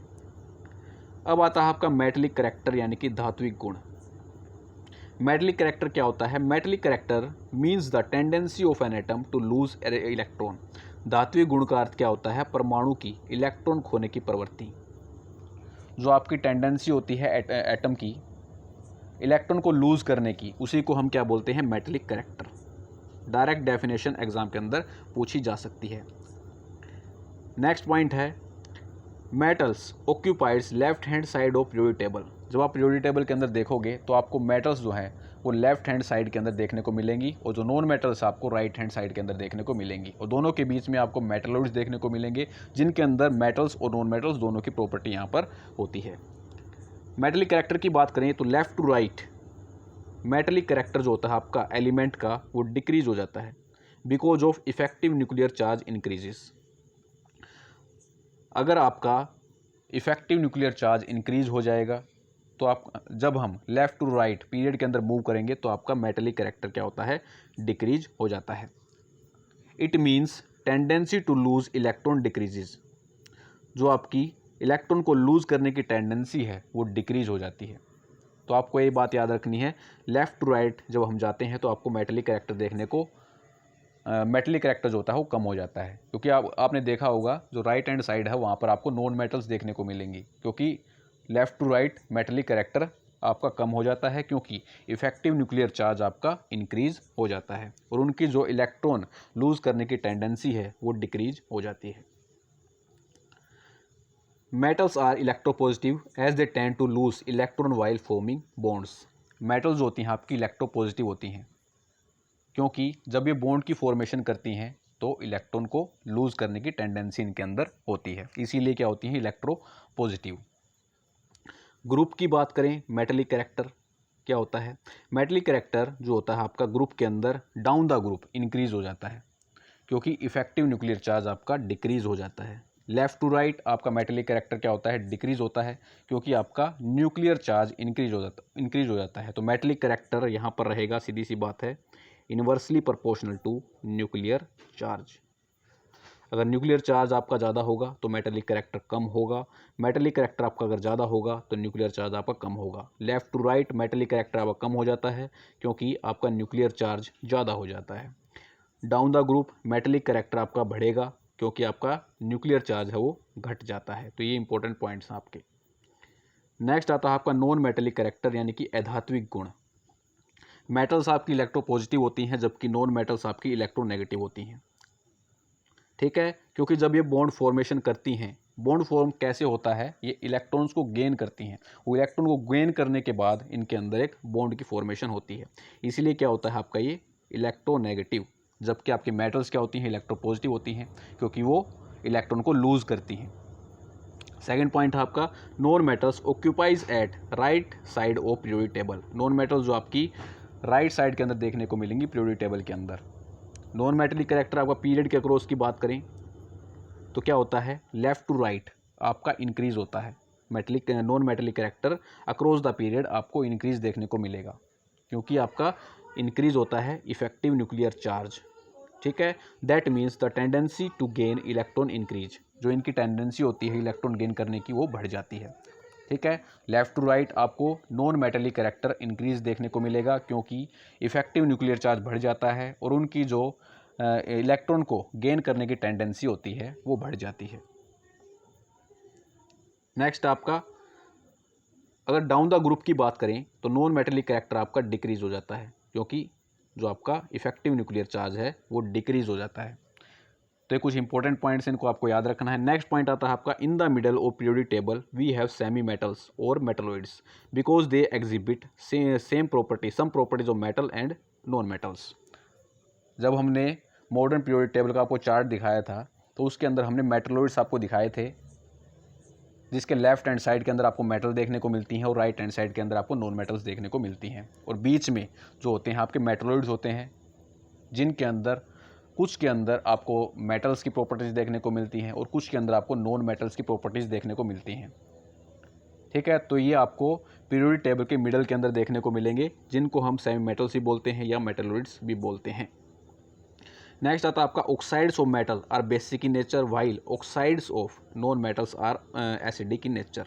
जो आपके मेटल्स के ऑक्साइड होते हैं वो बेसिक नेचर के होते हैं जबकि नॉन मेटल्स के जो ऑक्साइड होते हैं वो एसिडिक नेचर के होते हैं, ठीक है। धातु के ऑक्साइड क्षारीय प्रकृति के होते हैं जबकि अधातु के ऑक्साइड आपको अम्लीय प्रकृति के देखने को मिलते हैं। अब हम देखने वाले हैं मेटल्स की और नॉन मेटल्स की फिजिकल प्रॉपर्टीज़। इसके बाद हम पढ़ेंगे केमिकल प्रॉपर्टीज़। तो फिजिकल प्रॉपर्टीज़ के अंदर पहला आता है आपका लश्चर यानी कि चमक। तो मेटल्स जो आपकी होती हैं इनकी सरफेस होती है वो शाइनिंग सरफेस होती है यानी कि चमकदार सतह होती है धातुओं की। लेकिन जो आपके नॉन मेटल्स होते हैं इनकी सरफेस आपकी शाइनिंग नहीं होती है यानी कि चमकदार नहीं होती है इनकी जो सतह होती है। लेकिन जो आपका आयोडीन है वो एक्सेप्शन है, इसकी जो सरफेस होती है वो शाइनिंग होती है। एग्जामिनर आपसे आयोडीन ही पूछने वाला है कि ऐसी कोई नॉन मेटल बताइए जिसकी सरफेस शाइनिंग होती है, तो ये होता है आपका आयोडीन। तो इसको आपको याद रखना है, exception is very very important. अब आता है हार्डनेस के अकॉर्डिंग यानी कठोरता के अकॉर्डिंग धातु और अधातु। पहला आता है आपका मेटल्स। तो मेटल्स क्या होती हैं आपकी जनरली हार्ड होती हैं, लेकिन जो एक्सेप्शन है आपका सोडियम, लिथियम, पोटाशियम, ये आपकी काफ़ी सॉफ्ट होती हैं और इनको चाकू की मदद से आसानी से काटा जा सकता है। ठीक है, जनरली आपकी मेटल्स हार्ड होती हैं, लेकिन एक्सेप्शन आपका सोडियम, लिथियम और पोटाशियम, ये काफ़ी सॉफ्ट होती हैं और चाकू से इनको आसानी से काटा जा सकता है। नेक्स्ट आता है आपका नॉन मेटल्स। तो नॉन मेटल्स आपकी जनरली सॉफ्ट होती हैं, लेकिन जो आपका एक्सेप्शन है यहाँ पर वो है डायमंड। डायमंड जो है आपका कार्बन की एक फॉर्म है जो कि हार्डेस्ट नेचुरल सब्सटेंस आपका। तो एग्जामिनर आपसे पूछ सकता है कि ऐसी एक नॉन मेटल बताइए जो आपकी हार्ड होती है, तो कौन सी है आपकी डायमंड। हिंदी में पढ़ लीजिए धातु। ये आमतौर पर कठोर होती हैं, लेकिन सोडियम, लिथियम, पोटाशियम को छोड़कर जो नरम होते हैं वो इनको चाकू से काटा जा सकता है। अधातु जो होती हैं आमतौर पर नरम होती हैं, लेकिन हीरे को छोड़कर जो कि कार्बन का एक रूप है, जो सबसे कठोर प्राकृतिक पदार्थ है आपका। ठीक है, तो याद रखना है इसको आपको, exception is very very important. Next आता है मेलिएबिलिटी, हिंदी में बोले तो आघात वर्धनीयता। मेटल्स जो होती हैं आपकी उनको पीट कर पतली शीटों के अंदर कन्वर्ट किया जा सकता है। ठीक है, धातुओं को पीट कर पतली चादरों के अंदर कन्वर्ट किया जा सकता है। और जो आपकी गोल्ड और सिल्वर होती हैं ये आपकी मोस्ट मेलिएबल मेटल होती हैं, यानी कि सोना और चांदी सबसे अधिक आघातवर्धनीय धातु हैं। एग्जामिनर आपसे पूछे कि ऐसी कौन सी मेटल हैं जो मोस्ट मेलिएबल है, तो ऑप्शन के अंदर आपको गोल्ड भी देखने को मिलेगा या सिल्वर भी देखने को मिलेगा। तो गोल्ड या सिल्वर आपकी ये मोस्ट मेलिएबल मेटल्स होती हैं। नॉन मेटल्स की बात करें तो ये नॉन मेलिएबल होती हैं, यानी कि गैर आघातवर्धनीय होती हैं। इनको पीटकर पतली चादरों के अंदर कन्वर्ट नहीं किया जा सकता है। तो डायरेक्ट एग्जाम के अंदर पूछा जाता है कि मेलिएबिलिटी क्या होती है, तो ये आपकी एक मेटल्स की प्रॉपर्टी होती है जिनके अंदर धातुओं को पीट कर पतली चादरों के अंदर कन्वर्ट किया जाता है। तो डेफिनेशन भी आपको याद रखनी है यहाँ पर। नेक्स्ट आता है आपका डक्टिलिटी यानी कि तन्यता। मेलिएबिलिटी और डक्टिलिटी दोनों की डेफिनेशन एग्जामिनर पूछता है। तो मेटल्स के अंदर बात करें, they can drawn into thin wires, इनको पतली तारों के अंदर खींचा जा सकता है, किनको, धातुओं को। लेकिन जो आपकी नॉन मेटल्स होती हैं आपकी नॉन डक्टाइल होती हैं, इनको पतली तारों के अंदर खींचा नहीं जा सकता है और इसीलिए गैर तन्य होती हैं। मेटल्स आपकी थिन वायर्स के अंदर इनको कन्वर्ट किया जा सकता है, लेकिन नॉन मेटल्स को थिन वायर्स के अंदर कन्वर्ट नहीं किया जाता क्योंकि ये आपकी नॉन डक्टाइल नेचर की होती हैं। अब बात करेंगे हम conductor of heat and electricity. ऊष्मा और विद्युत का संवाहक के अकॉर्डिंग मेटल्स और नॉन मेटल्स की फिजिकल प्रॉपर्टीज़ यहाँ पर देखने वाले हैं। सबसे पहले देखेंगे हम मेटल्स। तो मेटल्स आपकी हीट और इलेक्ट्रिसिटी की गुड कंडक्टर होती हैं। और बेस्ट कंडक्टर ऑफ हीट यानी कि ऊष्मा का सबसे अच्छा संवाहक कौन सा होता है आपका, चांदी और कॉपर। सिल्वर और copper best conductor of heat होते हैं, इसको आपको याद रखना है। लेकिन लेड और मरकरी ये आपके पुअर कंडक्टर ऑफ हीट होते हैं। एग्जामिनर डायरेक्ट एग्जाम के अंदर क्वेश्चन पूछता है कि ऐसी कोई मेटल बताइए जो पुअर कंडक्टर है हीट के, तो ये कौन सी है आपकी, मरकरी। जनरली आपको एग्जाम के अंदर मरकरी ऑप्शन के अंदर देखने को मिलता है, तो आपको दोनों याद रखनी है। लेड और मरकरी दोनों आपकी पुअर कंडक्टर हैं हीट की। नॉन मेटल्स की बात करें यानी कि अधातुओं की बात करें तो ये ऊष्मा और विद्युत की कुचालक होती हैं, यानी कि poor conductor of heat and electricity इनके अंदर से कंडक्ट होती है। काफ़ी पुअर कंडक्टर होती हैं ये हीट और इलेक्ट्रिसिटी की। लेकिन इसके अंदर भी एक्सेप्शन है ग्रेफाइट। ग्रेफाइट आपका गुड कंडक्टर यानी कि बेस्ट कंडक्टर होता है हीट और इलेक्ट्रिसिटी का। एक्सेप्शन आपको याद रखने हैं ज़्यादातर। ठीक है, ग्रेफाइट को छोड़कर अधातुएं जो होती हैं ऊष्मा और विद्युत की कुचालक होती हैं। अब बात करते हैं डेंसिटी के अकॉर्डिंग यानी घनत्व के अकॉर्डिंग। तो मेटल्स की बात करें, generally have high density and high melting point. Metals की जनरली आपकी हाई डेंसिटी आपको देखने को मिलती है और इनका हाई मेल्टिंग पॉइंट देखने को मिलता है। लेकिन एक्सेप्शन क्या है आपका, सोडियम और पोटाशियम। ठीक है, इनकी आपको डेंसिटी और मेल्टिंग पॉइंट कम देखने को मिलता है। एक्सेप्शन है ये आपका सोडियम और पोटाशियम। नॉन मेटल्स की बात करें, इनकी लो डेंसिटी और लो मेल्टिंग पॉइंट होता है। मेटल्स का आपका जनरली हाई डेंसिटी और हाई मेल्टिंग पॉइंट होता है, जबकि नॉन मेटल्स यानी कि अधातुओं का जो घनत्व और गलनांक होता है वो कम होता है। नेक्स्ट आता है सोनोरस यानी कि ध्वन्यात्मक।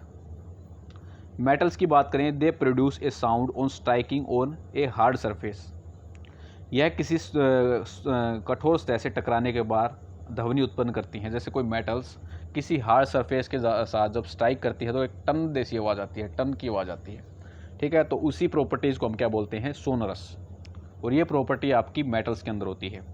लेकिन नॉन मेटल्स जो आपकी होती हैं ये नॉट सोनोरस होती हैं, यानी कि ध्वनि विहीन होती हैं। जब ये किसी हार्ड सरफेस से टकराती हैं तो कोई भी आपको ध्वनि उत्पन्न नहीं होती है। यहाँ पर कोई भी ध्वनि उत्पन्न नहीं होती है, किनके अंदर, अधातुओं के अंदर। ठीक है, तो ये एक प्रॉपर्टी है आपकी सोनोरस की। नेक्स्ट आता है आपका ऑक्साइड्स। मेटल्स के जो ऑक्साइड होते हैं वो बेसिक नेचर के होते हैं, मैं आपको बता चुका हूँ। धात्विक ऑक्साइड आपके क्षारीय प्रकृति के होते हैं। लेकिन नॉन मेटलिक ऑक्साइड जो होते हैं आपके एसिडिक नेचर के होते हैं, अम्लीय प्रकृति के होते हैं आपके अधात्विक ऑक्साइड। फिजिकल प्रॉपर्टीज़ हमने कंप्लीट कर ली। अब आता है आपका केमिकल प्रॉपर्टीज़ ऑफ मेटल्स, धातुओं के रासायनिक गुण। फर्स्ट आता है आपका reaction of metals with air, धातुओं की वायु के साथ अभिक्रिया। तो मेटल्स जो होती हैं आपकी ऑक्सीजन के साथ कंबाइन करके किसकी फॉर्मेशन करती हैं, मेटल ऑक्साइड की। मेटल ऑक्सीजन के साथ रिएक्ट करके आपकी मेटल ऑक्साइड की फॉर्मेशन करती हैं। जैसे यहाँ पर कॉपर ऑक्सीजन के साथ रिएक्ट करके आपका कॉपर ऑक्साइड की फॉर्मेशन कर रहा है और इसका जो कलर है वो कैसा है, वो ब्लैक कलर है। मेटल्स आपके ऑक्सीजन के साथ रिएक्ट करके मेटल ऑक्साइड की फॉर्मेशन कर रही हैं। ठीक है, जैसे कॉपर ऑक्सीजन के साथ रिएक्ट करके कॉपर ऑक्साइड की फॉर्मेशन करता है।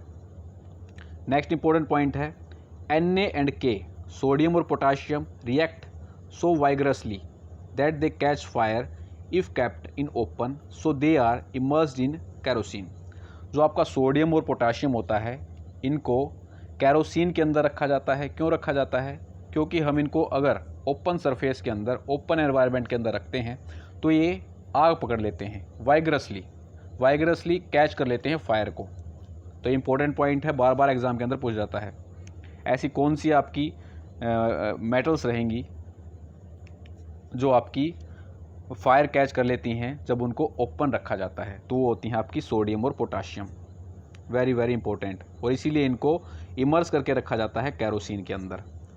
नेक्स्ट इंपॉर्टेंट पॉइंट है surface of magnesium, aluminium, zinc, lead are covered with thin layer of oxide which prevent them from further oxidation.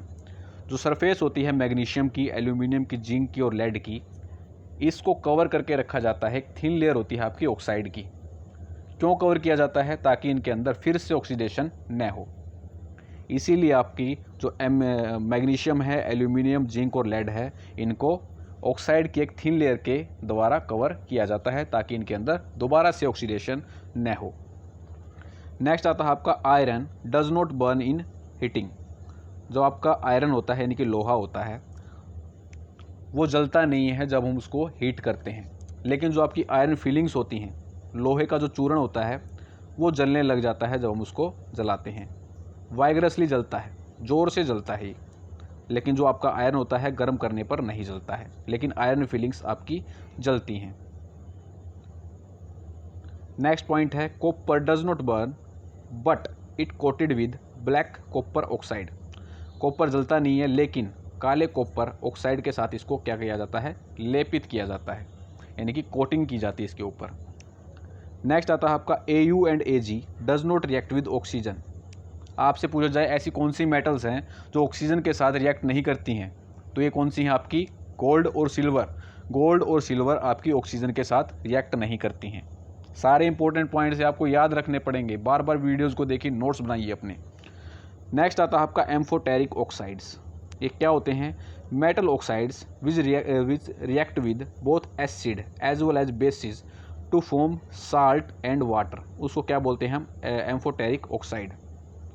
ऐसे मेटल ऑक्साइड जो एसिड और बेस दोनों के साथ रिएक्ट करके साल्ट और वाटर प्रोड्यूस करते हैं, उनको क्या बोलते हैं? एम्फोटेरिक ऑक्साइड, यानी कि उभयधर्मी ऑक्साइड। जैसे आपका Al2O3 हो गया, आपसे एग्जाम के अंदर सीधा पूछा जाता है इनमें से कौन सा एम्फोटेरिक ऑक्साइड है, ऑप्शन के अंदर आपको Al2O3 ही देखने को मिलता है। ये आपके एसिड के साथ रिएक्ट करके साल्ट और वाटर की फॉर्मेशन यहाँ पर करती है, चाहे इनको बेस के साथ रिएक्ट करवा लो या चाहे इनको एसिड के साथ रिएक्ट करवा लो, तो ये आपकी फॉर्मेशन करेंगी साल्ट और वाटर की, और इनको बोलते हैं हम एम्फोटेरिक ऑक्साइड्स। अब आता है आपका reaction of metals with water, धातुओं की जल के साथ प्रतिक्रिया। मेटल्स होती हैं आपकी वाटर के साथ रिएक्ट करके मेटल ऑक्साइड और हाइड्रोजन बनाती हैं। डायरेक्ट एग्जाम के अंदर पूछा जाता है ये मेटल वाटर के साथ रिएक्ट करके किसकी फॉर्मेशन करती हैं, तो मेटल ऑक्साइड प्लस में हाइड्रोजन की। और मेटल ऑक्साइड वाटर के साथ रिएक्ट करके किसकी फॉर्मेशन करता है? मेटल हाइड्रोक्साइड की। मेटल वाटर के साथ रिएक्ट करके मेटल ऑक्साइड प्लस में हाइड्रोजन की फॉर्मेशन करते हैं, जबकि मेटल ऑक्साइड वाटर के साथ रिएक्ट करके मेटल हाइड्रोक्साइड की यहाँ पर फॉर्मेशन करते हैं। सोडियम आपको वाटर के साथ मिलकर क्या बनाता है? NaOH plus heat. कैल्शियम आपका वाटर के साथ रिएक्ट करके क्या बनाता है? CaOH प्लस में H2। सारी रिएक्शन आपको याद रखनी है। Mg आपका 2H2O के साथ रिएक्शन वाटर के साथ रिएक्शन करके क्या बनाता है? MgOH2 प्लस में हाइड्रोजन। और यहाँ पर कुछ रिएक्शंस दे रखी हैं मेटल के साथ, जो आपकी कोल्ड वाटर के साथ जो मेटल्स आपकी रिएक्ट करती हैं कौन कौन सी है? सोडियम, पोटाशियम और कैल्शियम। ये कोल्ड वाटर के साथ रिएक्ट करती हैं। स्टीम के साथ जो रिएक्ट करती हैं वो है एल्यूमिनियम, आयरन और जिंक। एल्यूमिनियम, आयरन, जिंक के स्टीम के साथ रिएक्ट करती हैं। और जो मेटल्स हैं वो आपकी गर्म पानी के साथ भी रिएक्ट करती हैं। और ऐसी कौन सी मेटल हैं जो H2O के साथ ही रिएक्ट नहीं करती हैं? वो कौन कौन सी हैं आपकी? लेड, कॉपर, सिल्वर और गोल्ड। कैल्शियम और मैग्नीशियम के बबल्स बन जाते हैं H2 के, और वो सरफेस के ऊपर चिपक जाते हैं। तो ये इंपॉर्टेंट पॉइंट्स हैं, इसका आपको स्क्रीनशॉट लेके इसको देख लेना है एक बार। नेक्स्ट आता है आपका reaction of metals with acid. Dilute acid के साथ मेटल्स की रिएक्शन क्या होती है? तो मेटल डाइल्यूट एसिड के साथ रिएक्ट करके क्या बनाते हैं? साल्ट प्लस में H2। मेटल्स डाइल्यूट एसिड के साथ रिएक्ट करके साल्ट और H2 की फॉर्मेशन करते हैं। लेकिन कॉपर, Hg और Ag ये रिएक्ट नहीं करते हैं किसके साथ? डाइल्यूट एसिड के साथ। ये आपको याद रखना है, कॉपर, Ag और Hg ये रिएक्ट नहीं करते हैं डाइल्यूट एसिड के साथ। जैसे यहाँ पर एक एग्जांपल दे रखा है मेटल्स आयरन प्लस में HCl, ये आपका FeCl2 प्लस में H2, यानी कि एक साल्ट की और यहाँ पर H2 की फॉर्मेशन यहाँ पर हो रही है। मेटल्स जो होते हैं आपके डाइल्यूट एसिड के साथ क्या करके रिएक्ट करके किसकी फॉर्मेशन करते हैं? साल्ट और H2 की। नेक्स्ट आता है आपका reaction of metals with other metal salts. अन्य धातु लवणों के विलयन के साथ धातुओं की अभिक्रिया। जैसे कोई मेटल होगी A और आपका साल्ट सॉल्यूशन हो गया B का, तो ये क्या करेगा? साल्ट सॉल्यूशन बनाएगा आपका मेटल A का, और मेटल B यहाँ पर बाहर हो जाएगी। ठीक है, साल्ट सॉल्यूशन का यहाँ पर A बनेगा, A का साल्ट सॉल्यूशन बनेगा और मेटल B यहाँ पर अलग से हो जाएगी। लेकिन हमने यहाँ पर लिया था कि इसका सॉल्यूशन मेटल B का, लेकिन यहाँ पर फॉर्मेशन आपकी होगी फर्स्ट वाले मेटल के साल्ट सॉल्यूशन की। और यहाँ पर बताया गया है reactive metals can display less reactive metals from there compound in A solution. जो लेस रिएक्टिव मेटल्स होती हैं उनको डिस्प्लेस कर दिया जाता है जो मोर रिएक्टिव मेटल्स होती हैं उनके द्वारा। जैसे यहाँ पर देखिए आयरन और कॉपर। ठीक है, यहाँ पर कॉपर को आयरन के द्वारा कॉपर को डिस्प्लेस कर दिया गया है, क्योंकि ये कॉपर से ज़्यादा रिएक्टिव है। तो यहाँ पर फॉर्मेशन आपकी होती है FeSO4 प्लस में Cu। अब आती है आपकी रिएक्टिविटी सीरीज। तो रिएक्टिविटी सीरीज क्या होती है? The reactivity series is a list of metals arrange in order of their decreasing activities. Reactivity series के अंदर जब हम नीचे की तरफ जाते हैं तो जो आपकी मेटल्स आपको देखने को मिलती हैं वो कम रिएक्टिव देखने को मिलती हैं, यानी कि उनकी रिएक्टिविटी डाउनवर्ड कम हो जाती है, और जो जो सबसे ऊपर प्रेजेंट होती है वो सबसे ज़्यादा रिएक्टिव होती है, और जो सबसे नीचे प्रेजेंट होती है वो सबसे कम रिएक्टिव होती है। चलिए रिएक्टिविटी सीरीज़ देख लेते हैं। रिएक्टिविटी सीरीज को हम कैसे याद करेंगे? काशीनाथ का माली आलू ज़रा फीके पकाता है, कौन है आ गया हो? काशीनाथ से कैसे बन गया आपका पोटाशियम, नाथ से बन गया आपका सोडियम, का से बन गया कैल्शियम, माली से बन गया आपका मैग्नीशियम, आलू से बन गया Al, जरा से बन गया आपका जिंक, फीके से बन गया आपका आयरन, पकाता से बन गया आपका Pb यानी कि लेड, है से बन गया आपका हाइड्रोजन, कौन से बन गया आपका कॉपर, है से बन गया आपका Hg, आगे से बन गया Ag, और Au से बन गया आपका आओ से बन गया Au यानी कि गोल्ड। ऊपर सबसे ज़्यादा मोस्ट रिएक्टिव मेटल्स आपको देखने को मिलेगी, और डाउनवर्ड्स जैसे हम जाते हैं तो रिएक्टिव जो मेटल्स की जो रिएक्टिविटी होती है वो कम हो जाती है। डाउनवर्ड्स आपको रिएक्टिविटी मेटल्स की कम देखने को यहाँ पर मिलती है। तो पूरी रिएक्टिविटी सीरीज आपको यहाँ पर याद रखनी पड़ेगी, ठीक है। एग्जामिनर आपसे पूछ सकता है, इनका ऑर्डर भी पूछा जाता है, ठीक है। एक ऑर्डर के अंदर बताइए decreasing order of reactive metals की रिएक्टिविटी के अकॉर्डिंग, इंक्रीजिंग ऑर्डर बताइए आप जो मेटल्स का रिएक्टिविटी है, ठीक है। तो उसके अकॉर्डिंग यहाँ पर क्वेश्चन बनते हैं, ठीक है। तो पूरी रिएक्टिविटी सीरीज को आपको याद रखना है। काशीनाथ का माली आलू ज़रा फीके पकाता है, कौन है आगे आओ। यहाँ पर ये स्लाइड पीछे थी, ठीक है। तो यहाँ पर मैं आपको समझा देता हूँ। जैसे KLMN आपकी जो सेल है, हीलियम का जो आपका एटॉमिक नंबर होता है 2, ठीक है। तो मैक्सिमम नंबर ऑफ इलेक्ट्रॉन्स के सेल के अंदर कितने होंगे? 2। नियोन का जो एटॉमिक नंबर होता है 10 होता है। के अंदर कितने, के जो आपकी शेल होती है उसके अंदर मैक्सिमम नंबर ऑफ इलेक्ट्रॉन्स कितने आ सकते हैं? 2 आ सकते हैं। बचे हमारे पास 8, तो ये 8 कहाँ पर चले जाते हैं? एल के अंदर। अब आता है आपका आर्गन, तो आर्गन का एटॉमिक नंबर कितना होता है? 18 होता है। 2 आपके आएंगे के अंदर, 8 आएंगे आपके एल के अंदर, और 8 आ जाते हैं आपके एम के अंदर। तो ऐसे ही आपका ये पूरा अरेंजमेंट दिया गया है, ठीक है। ये पहले लगाना था, ये बाद में लग गया है यहाँ पर। आता है आपका reaction of metals with non metals, धातुओं की अधातुओं के साथ अभिक्रिया। तो इसके अंदर फर्स्ट पॉइंट आपका दे रखा है, reactivity of elements is the tendency to attain a completely filled valence shell. जो वैलेंस सेल को कम्प्लीटली फिल्ड करने की टेंडेंसी होती है उसे हम क्या बोलते हैं? Reactivity of elements. Important point है। सेकेंड पॉइंट दे रखा है, atoms of metals loss electron to form their valence shell to form cation. Atoms जो होते हैं आपके मेटल्स के, ये वैलेंस सेल से इलेक्ट्रॉन का लॉस करते हैं, और जिससे आपका फॉर्मेशन होता है कैटायन। लेकिन जो नॉन मेटल्स के एटम होते हैं ये वैलेंस सेल से इलेक्ट्रॉन का गेन करते हैं, और गेनिंग से आपका एनायन की फॉर्मेशन होती है। मेटल्स जो होते हैं आपके कैटायन की फॉर्मेशन करते हैं इलेक्ट्रॉन का लॉस करके, लेकिन जो आपके नॉन मेटल्स हैं इलेक्ट्रॉन का गेन करके आपके एनायन की फॉर्मेशन करते हैं। इंपॉर्टेंट पॉइंट है, स्टार मार्क इसको कर लेना, एग्जाम के अंदर आपको देखने को मिल सकता है। अब यहाँ पर एक एग्जाम्पल के तौर पर आपको बता रखा है कैसे NaCl की यहाँ पर फॉर्मेशन होती है। ये आपका एक आयनिक कंपाउंड होता है। Na का आपका एटॉमिक नंबर कितना होता है? 11, ठीक है। तो KLMN के अंदर कैसे इलेक्ट्रॉन का फीलिंग होता है? K के अंदर 2 आएंगे, ठीक है। L के अंदर 8 आएंगे, M के अंदर 1 आएगा। अब इसे अगर ऑक्टेट कंप्लीट करना है आउटर मोस्ट सेल के अंदर तो 1 इलेक्ट्रॉन ये देना पड़ेगा, ठीक है। तो ये 1 इलेक्ट्रॉन किसको दे देता है? क्लोरीन को, ठीक है। जैसे ये 1 इलेक्ट्रॉन क्लोरीन को दे देगा, इसके आउटर मोस्ट सेल के अंदर ऑक्टेट कंप्लीट हो जाएगा। अब ये जो क्लोरीन है इसके आउटर मोस्ट सेल के अंदर 7 इलेक्ट्रॉन है केवल। इसका जो एटॉमिक नंबर कितना होता है आपका? 17। तो कैसे लिखा जाएगा? 2, 8 और 7। तो आउटर मोस्ट सेल इनकम्प्लीट है, ऑक्टेट कंप्लीट नहीं है। तो ये 1 इलेक्ट्रॉन कहाँ से लेगा? सोडियम से। सोडियम इसके पास 1 इलेक्ट्रॉन ट्रांसफ़र कर देगा, ले भाई तू 1 इलेक्ट्रॉन ही ले ले और अपना ऑक्टेट कंप्लीट कर। जैसे ये 1 इलेक्ट्रॉन लेगा इसके पास हो जाएंगे 8 और ऑक्टेट इसका हो जाएगा कंप्लीट। ऐसे ही आपका सोडियम NaCl सोडियम क्लोराइड की फॉर्मेशन होती है। जैसे आपका ट्रांसफ़र होता है इलेक्ट्रॉन्स का, और ट्रांसफ़र ऑफ इलेक्ट्रॉन से आपका आयनिक कंपाउंड्स की फॉर्मेशन होती है। इंपॉर्टेंट पॉइंट है, आयनिक कंपाउंड कैसे बनते हैं? ट्रांसफ़र ऑफ इलेक्ट्रॉन से, और इसी प्रकार आपके NaCl की फॉर्मेशन यहाँ पर होती है। डेफिनेशन देख लीजिए, the compound form by the transfer of electron from metals to non metals. वहाँ पर हमने देखा था ना, Na जो था इलेक्ट्रॉन ट्रांसफ़र कर रहा था क्लोरीन के पास ताकि क्लोरीन का ऑक्टेट कंप्लीट हो जाए।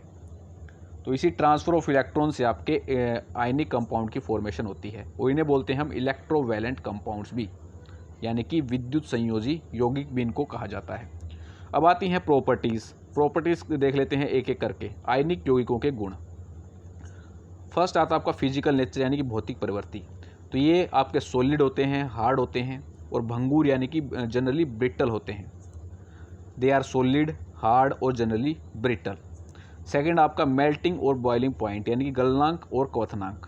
इनका जो मेल्टिंग और बॉइलिंग पॉइंट होता है वो हाई होता है, उच्च गलनांक और क्वथनांक इनका होता है, इनका आयनिक कंपाउंड्स का। नेक्स्ट आता है आपका घुलनशीलता यानी कि सोल्यूबिलिटी। तो ये जनरली सोल्यूबल होते हैं वाटर के अंदर, लेकिन इनसोल्यूबल होते हैं किसके अंदर? कैरोसिन, पेट्रोल, सॉल्वेंट्स के अंदर। जनरली ये वाटर के अंदर सोल्यूबल होते हैं, लेकिन कैरोसिन, पेट्रोल के अंदर जो आपके सॉल्वेंट्स होते हैं उनके अंदर इनसोल्यूबल रहते हैं। फोर्थ पॉइंट है आपका कंडक्शन ऑफ इलेक्ट्रिसिटी यानी कि विद्युत चालन के अकॉर्डिंग। आयनिक कंपाउंड्स होते हैं मोल्टन के अंदर यानी कि गलित अवस्था के अंदर इलेक्ट्रिसिटी कंडक्ट करते हैं, लेकिन सॉलिड स्टेट के अंदर ये इलेक्ट्रिसिटी कंडक्ट नहीं करते हैं। मोल्टन स्टेट के अंदर आयनिक कंपाउंड्स इलेक्ट्रिसिटी को कंडक्ट करेंगे, लेकिन सॉलिड स्टेट के अंदर इलेक्ट्रिसिटी को कंडक्ट नहीं करते हैं, यानी कि ठोस अवस्था के अंदर विद्युत का चालन आयनिक कंपाउंड के अंदर आपको देखने को नहीं मिलेगा। ठीक है, तो ये कुछ फीचर्स थे आपके आयनिक कंपाउंड्स के जो आपको याद रखने हैं। अब आता है आपका ओर्स। एनसीईआरटी के अंदर दे रखा तो ओर्स भी पढ़ेंगे। ठीक है, minerals that contain very high percentage of particular metal and the metal can be profitably extracted from it. Such mineral are called as ores. ores क्या होते हैं? आपके अयस्क। तो ऐसे खनिज जिनमें विशेष धातु का प्रतिशत बहुत अधिक होता है और धातु को लाभप्रद रूप से निकाला जाता है, तो ऐसे खनिजों को क्या बोला जाता है? अयस्क। दोस्तों यहाँ पर इम्पोर्टेंट जो बनता है, हर एक मेटल का आपको और यहाँ पर पता होना चाहिए, एग्जाम में डायरेक्ट पूछा जा सकता है। जैसे यहाँ पर आगे ऑक्साइड्स और आगे सल्फाइड्स और आगे कार्बोनेट्स और आगे हैलाइड्स आ गए, सल्फेट्स और आ गए। एल्यूमिनियम का मेटल जो आपकी, इसका जो और आपसे पूछा जाए वो होता है बॉक्साइट, और बॉक्साइट का आपका फॉर्मूला होता है Al2O3.2S2O। फिर आता है आपका कॉपर के और का नाम क्या होता है? क्यूपराइट। फॉर्मूला भी याद रखना आपका, क्या होता है? Cu2O। फिर आता है आपका आयरन। ठीक है, आयरन के आपके जनरली दो और होते हैं, मैग्नेटाइट और हेमेटाइट। मैग्नेटाइट का फॉर्मूला होता है Fe3O4 और हेमेटाइट का फॉर्मूला होता है Fe2O3। फिर आता है आपका कॉपर के जनरली दो और हैं आपके, कॉपर पायराइट और कॉपर ग्लैंस। कॉपर पायराइट का आपका फॉर्मूला होता है CuFeS2 और कॉपर ग्लैंस का होता है आपका Cu2S। जिंक का होता है आपका जिंक ब्लेंड, जिसका फॉर्मूला होता है ZnS। लेड का और होता है आपका गैलेना PbS। मरकरी का होता है आपका सिनेबार HgS। कैल्शियम का होता है आपका लाइमस्टोन, जिसका फॉर्मूला होता है CaCO3। ठीक है, एक जिंक का आपका कैलेमाइन भी होता है। ठीक है, जो कि कार्बोनेट और होता है आपका। एक होता है आपका सल्फाइड और जिंक का, एक होता है आपका कार्बोनेट और। तो कार्बोनेट और के अंदर अगर आपसे पूछा जाए तो होता है कैलेमाइन ZnCO3। सोडियम की बात करें तो इसका और होता है आपका रॉक साल्ट NaCl होता है। मैग्नीशियम की बात करें जो कि आपका हैलाइड और है, इसका और होता है आपका कार्नेलाइट। फुल आपको याद रखना है KCl.MgCl2.6S2O। कैल्शियम की बात करें तो फ्लूस्पार CaF2। स्क्रीनशॉट ले लेना, इसको याद कर लेना। सिल्वर, इसका आता है हॉर्न सिल्वर। हैलाइड हो रहा है आपका एक AgCl। कैल्शियम के आपके कार्बोनेट ओर्स भी होते हैं और सल्फेट और भी होते हैं। जैसे कैल्शियम का आपका जिप्सम हो गया, ठीक है, CaSO4.2S2O। मैग्नीशियम का इप्सम साल्ट हो गया MgSO4.7S2O। बेरियम का आपका बेराइड्स हो गया BeSO4। लेड का एक आपका सल्फाइड और भी होता है और सल्फेट और भी होता है, जैसे यहाँ पर आ गया एंजलसाइट PbSO4। तो सारे और वेरी वेरी इंपॉर्टेंट है, स्टार मार्क करके जा रहा हूँ, एग्जाम के अंदर क्वेश्चन देखने को आपको मिल सकता है। नेक्स्ट आता है आपका step involved in extraction of metals from ore. कौन कौन से स्टेप होते हैं जिनकी हेल्प से हम एक्सट्रैक्ट करते हैं मेटल्स को ओर से। केवल आपको ये इनके स्टेप्स याद रखने हैं, डिटेल के अंदर हम नहीं जाने वाले हैं। कौन सा स्टेप क्या होता है वो आपको यहाँ पर देखने वाले हैं हम। ठीक है, तो पहला स्टेप होता है इसके अंदर गैंग। फिर आता है आपका रोस्टिंग। रोस्टिंग के बाद आता है आपका कैल्शिनेशन, कैल्शिनेशन के बाद होता है रिडक्शन। तो इंपॉर्टेंट टर्म्स हैं, इन टर्म्स को आपको याद रखना है, डायरेक्ट डेफिनेशन पूछी जा सकती है। फर्स्ट आता है आपका गैंग। तो ores are usually contaminated with large amount of impurities such as soil और सैंड, उनको क्या बोला जाता है? गैंग। वह अयस्क जिनके अंदर मिट्टी और रेत की बड़ी मात्रा के अंदर अशुद्धियाँ होती हैं, यानी कि इनसे दूषित होते हैं, उनको क्या बोला जाता है? गैंग। ठीक है, तो ओनली केवल आपको डेफिनेशन याद रखनी है ये। गैंग के बाद आता है आपका रोस्टिंग। रोस्टिंग क्या होती है? The sulphide ore are converted into oxides by heating strongly in the presence of excess air. तो इस प्रोसेस को क्या बोलते हैं? रोस्टिंग। सल्फाइड ओर्स जो है आपके, उनको कन्वर्ट किया जाता है ऑक्साइड्स के अंदर। कैसे? With the help of strong heating in the presence of excess air. तो उसे हम क्या बोलते हैं? रोस्टिंग, यानी कि भर्जन। यहाँ पर आप देख लीजिए ZnS3O2 यानी कि ऑक्सीजन की प्रेजेंस के अंदर इसको हीट किया गया है, फिर ये बन गया आपका ऑक्साइड ZnO प्लस में H2SO2। ठीक है, तो यहाँ पर क्या होता है? रोस्टिंग के अंदर सल्फाइड ओर्स को ऑक्साइड के अंदर कन्वर्ट किया जाता है इसके ऑक्सीजन की प्रेजेंस के अंदर, और उसको क्या किया जाता है? हीट किया जाता है। ऐसा करने से जो आपके सल्फाइड ओर होते हैं वो ऑक्साइड के अंदर कन्वर्ट हो जाते हैं। थर्ड जो आपका स्टेप आता है कैल्सिनेशन। कैल्सिनेशन क्या होता है? The carbonates ore are changed into oxide by heating strongly in limited air. वहाँ पर थी हमारी एक्सेस एयर, यहाँ पर हम लिमिटेड एयर ही यहाँ पर देंगे इसको। कार्बोनेट ओर्स को कन्वर्ट किया जाता है ऑक्साइड्स के अंदर, उनको हीट करके, और यहाँ पर हम लिमिटेड एयर उनको देते हैं। इसी प्रोसेस को क्या बोलते हैं हम? कैल्सिनेशन। जैसे आपका एक कार्बोनेट ओर है ZnCO3 लिमिटेड एयर इसको दी, फिर इसको हमने हीट किया, तो ये कन्वर्ट आपका होगा किसके अंदर? ऑक्साइड के अंदर। ZnO प्लस में कार्बन डाइऑक्साइड गैस यहाँ पर निकलती है। लास्ट आता है आपका रिडक्शन। रिडक्शन के अंदर क्या होता है? Metal oxide are reduced to corresponding metals by using reducing agent carbon. अपचयन बोलते हैं जिसको। कार्बन जैसे अपचयक एजेंट का उपयोग करके धातु ऑक्साइड को संबंधित धातु में अपचयित करना। जैसे यहाँ पर ये आपको एक ऑक्साइड देखने को मिल रहा है जो आपका मेटल का ऑक्साइड है, यहाँ पर हमने रिड्यूसिंग एजेंट के तौर पर कार्बन का यूज किया है, तो इसने इसको जो ऑक्साइड था जिंक का, उसको कन्वर्ट कर दिया है जिंक के अंदर, और यहाँ पर कार्बन मोनोऑक्साइड गैस आपकी बन जाती है। ठीक है, तो रिडक्शन क्या होता है? मेटल ऑक्साइड को रिड्यूस किया जाता है इन the presence of strong reducing agent, और वो कन्वर्ट हो जाता है उसी कोरस्पॉन्डिंग मेटल्स के अंदर। जैसे यहाँ पर ZnO Zn के अंदर कन्वर्ट हो गया है। नेक्स्ट आता है आपका रिफाइनिंग ऑफ मेटल्स, धातुओं का शोधन। ओनली आपको डेफिनेशन याद रखनी है, हम डिटेल के अंदर यहाँ पर नहीं जाने वाले हैं। ठीक है, डिटेल हमारे एग्जाम के अंदर आने वाला भी नहीं है इसके अंदर से। ठीक है, इतना इंपॉर्टेंट नहीं है ये, फिर भी मैं आपके लिए एक हाईलाइटेड लेके आया हूँ बस। Next, refining of metals. तो इसके अंदर क्या होता है? The most widely used method for refining impure metal is called as electrolytic refining. जो आपका व्यापक तौर से जो मेथड यूज किया जाता है इम्प्योर मेटल को रिफाइन करने का, उसे क्या बोलते हैं हम? इलेक्ट्रोलाइटिक रिफाइनिंग, यानी कि इलेक्ट्रोलाइटिक शोधन। इंपॉर्टेंट पॉइंट्स यहाँ पर क्या क्या हैं इसके अंदर आपको एनोड पर इम्प्योर कॉपर देखने को मिलता है। डायरेक्ट एग्जाम के अंदर पूछा जाता है इलेक्ट्रोलाइटिक रिफाइनिंग के अंदर इम्प्योर कॉपर आपको कहाँ पर देखने को मिलता है? ऑप्शन के अंदर आपको देखने को मिलेगा anode, cathode, none, both of these. ठीक है, तो ये आपको एनोड पर देखने को मिलता है इम्प्योर कॉपर। प्योर कॉपर की स्ट्रिप आपको देखने को मिलती है कैथोड पर। PC, इसको आप ऐसे याद रख सकते हो, PC ट्रिक आपकी ये PC का मतलब प्योर कॉपर आपको मिलेगा कैथोड पर, और इम्प्योर कॉपर आपको देखने को मिलेगा यहाँ पर एनोड पर। थर्ड है आपका इलेक्ट्रोलाइट। तो इलेक्ट्रोलाइट के तौर पर यहाँ पर यूज किया जाता है किसका? कॉपर सल्फेट का। कॉपर सल्फेट का यहाँ पर इलेक्ट्रोलाइट का यूज किया जाता है।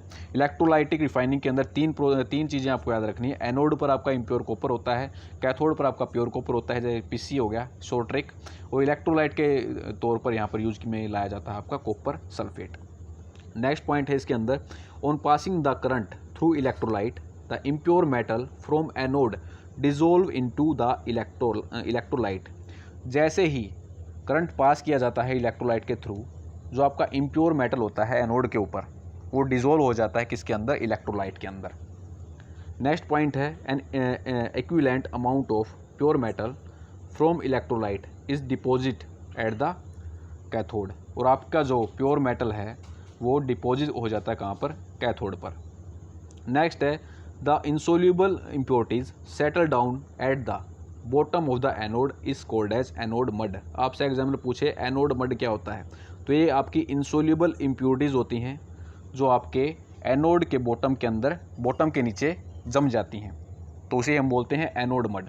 एनोड के नीचे जो इंसोल्यूबल इम्प्योरिटीज़ आपके जमती हैं, सेटल डाउन हो जाती हैं, उसे हम बोलते हैं एनोड मड। अब आता है आपका कोरोजन, सभी को पता है, ठीक है, लेकिन इसका थोड़ा सा हम रिव्यू लेने वाले हैं। The surface of some metals get corroded when they exposed in moist air for a long period of time, this is called corrosion. कुछ धातुओं को लंबे समय तक नम हवा में जो हम रखते हैं तो ख़राब हो जाती हैं, तो उन्हें हम क्या बोलते हैं, जंग लग गया, यानी कोरोडेड हो गई, वो कोरोजन लग गया उनके ऊपर।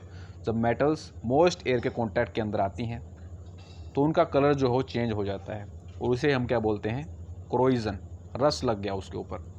जैसे एग्जांपल्स यहाँ पर देखिए, सबसे पहले आता है आपका silver become black when exposed in air, it reacts with air to form a coating of silver sulphide. Very very important example है, डायरेक्ट एग्जाम के अंदर पूछा जाता है। हवा के संपर्क में आने पर चांदी क्या हो जाती है, काली हो जाती है, क्योंकि हवा के साथ अभिक्रिया करके सिल्वर सल्फाइड का लेप बनाती है। इंपॉर्टेंट पॉइंट है, याद रखना इसको। नेक्स्ट आपका copper reacts with moist carbon dioxide in air gain a green coat of copper carbonate. Copper जो होता है हवा में नम यानी कि मोइस्ट कार्बन डाइऑक्साइड के साथ अभिक्रिया करता है और कॉपर कार्बोनेट का एक हरा कोट यानी कि ग्रीन कोट की फॉर्मेशन यहाँ पर बनता है। नेक्स्ट आपका iron when exposed in moist air acquires a coating of brown flaky substance is called as rust. Iron जो होता है आपका एयर के साथ, एयर के कॉन्टैक्ट में जब आता है तो एक ये ब्राउन कोटिंग आपकी बन जाती है, जिसको हम रस्ट बोलते हैं। अब आते हैं आपके प्रिवेंशन, जंग के रोकथाम क्या क्या रहेंगे, ठीक है। तो इसको रोका जा सकता है पेंटिंग की हेल्प से, ऑयलिंग की हेल्प से, ग्रीस करके, गैल्वनाइज करके। गैल्वनाइज के अंदर कौन सी आपकी कोटिंग की जाती है, जिंक की कोटिंग की जाती है, काफ़ी बार एग्जाम के अंदर आता है। एनोडाइजिंग कर सकते हैं, एलॉयज बना सकते हैं, तो इन सभी की हेल्प से रस्ट को रोका जा सकता है। गैल्वनाइजेशन क्या होता है, it is a method of protecting steel and iron from rusting by coating them with a thin layer of zinc. इसके अंदर क्या होता है, स्टील और लोहे को जस्ते की एक पतली परत के साथ कोटिंग करके जंग से बचाने की विधि है, कौन सी आपकी, गैल्वनाइजेशन, ठीक है। इसके अंदर थिन लेयर ऑफ जिंक यहाँ पर यूज की जाती है। अब आते हैं आपके एलॉयज, ठीक है। तो एलॉयज क्या होते हैं, ये आपका एक मिक्सचर होता है एक या एक से अधिक मेटल्स का, या मेटल का या नॉन मेटल का, या दो मेटल्स का ये मिक्सचर होगा, या मेटल या नॉन मेटल का मिक्सचर होगा, ठीक है। तो उसको क्या बोलते हैं हम, एलॉयज। तो इंपॉर्टेंट हम देखने वाले हैं। स्टील का आपको एलॉय देखना है, कौन कौन से, अगर आपसे स्टील के एलॉयज पूछे जाएँ तो कौन से हैं, आयरन, निक्किल और क्रोमियम। आयरन, निक्किल, क्रोमियम ये आपके स्टील के एलॉय हैं। ब्रास आपका कॉपर जिंक का आपका ब्रास। ब्रोंज है आपका कॉपर और टिन का। सोल्डर है आपका लेड और टिन का। अमलगम है आपका, ये आपकी एक मेटल है, किसकी, मरकरी की, ठीक है। It is if one of the metal is mercury, तो उसको क्या बोलते हैं, अमलगम, ठीक है। तो ये एलॉय आपको याद रखने। स्टील किससे आपका बना होता है, आयरन, निक्किल और क्रोमियम से। ब्रास आपका कॉपर जिंक, ब्रोंज आपका कॉपर टिन, सोल्डर के अंदर आपका लेड टिन है। चारों आपको याद रखने हैं, ठीक है। और जिस मेटल्स के अंदर मरकरी हो उसे हम क्या बोलते हैं, अमलगम। वेरी वेरी इंपॉर्टेंट, ये आगे हिंदी के अंदर दे रखे हैं। तो दोस्तों यहाँ पर हमारा समाप्त होता है, कंप्लीट होता है chapter elements and their symbol. Detail के अंदर आपको ये करवा दिया है और जल्द ही हम इसके एमसीक्यूज़ आपके लिए लेकर आएंगे। तो दोस्तों मिलते हैं नेक्स्ट वीडियो के अंदर। वीडियो को आपको ज़्यादा से ज़्यादा लाइक करना है, बहुत ज़्यादा मेहनत इन वीडियोज़ के अंदर की जाती है, क्योंकि दोस्तों जो पीपीटी होती है ना, उनको बनाने के अंदर काफ़ी टाइम वेस्ट होता है, ठीक है। तो आपके लिए ही, आपके भले के लिए ही हम आपके लिए पीपीटी बनाते हैं, और एक वीडियो को एक्सप्लेन करने के अंदर और वीडियो बनाने के अंदर बहुत ज़्यादा टाइम वेस्ट होता है। तो हम अपना टाइम निकाल कर आपके लिए वीडियो बनाते हैं, तो आप इस वीडियो को ज़्यादा से ज़्यादा लाइक करेंगे, शेयर करेंगे और चैनल को सब्सक्राइब करेंगे। तो मिलते हैं दोस्तों नेक्स्ट वीडियो के अंदर। जय हिंद, जय भारत।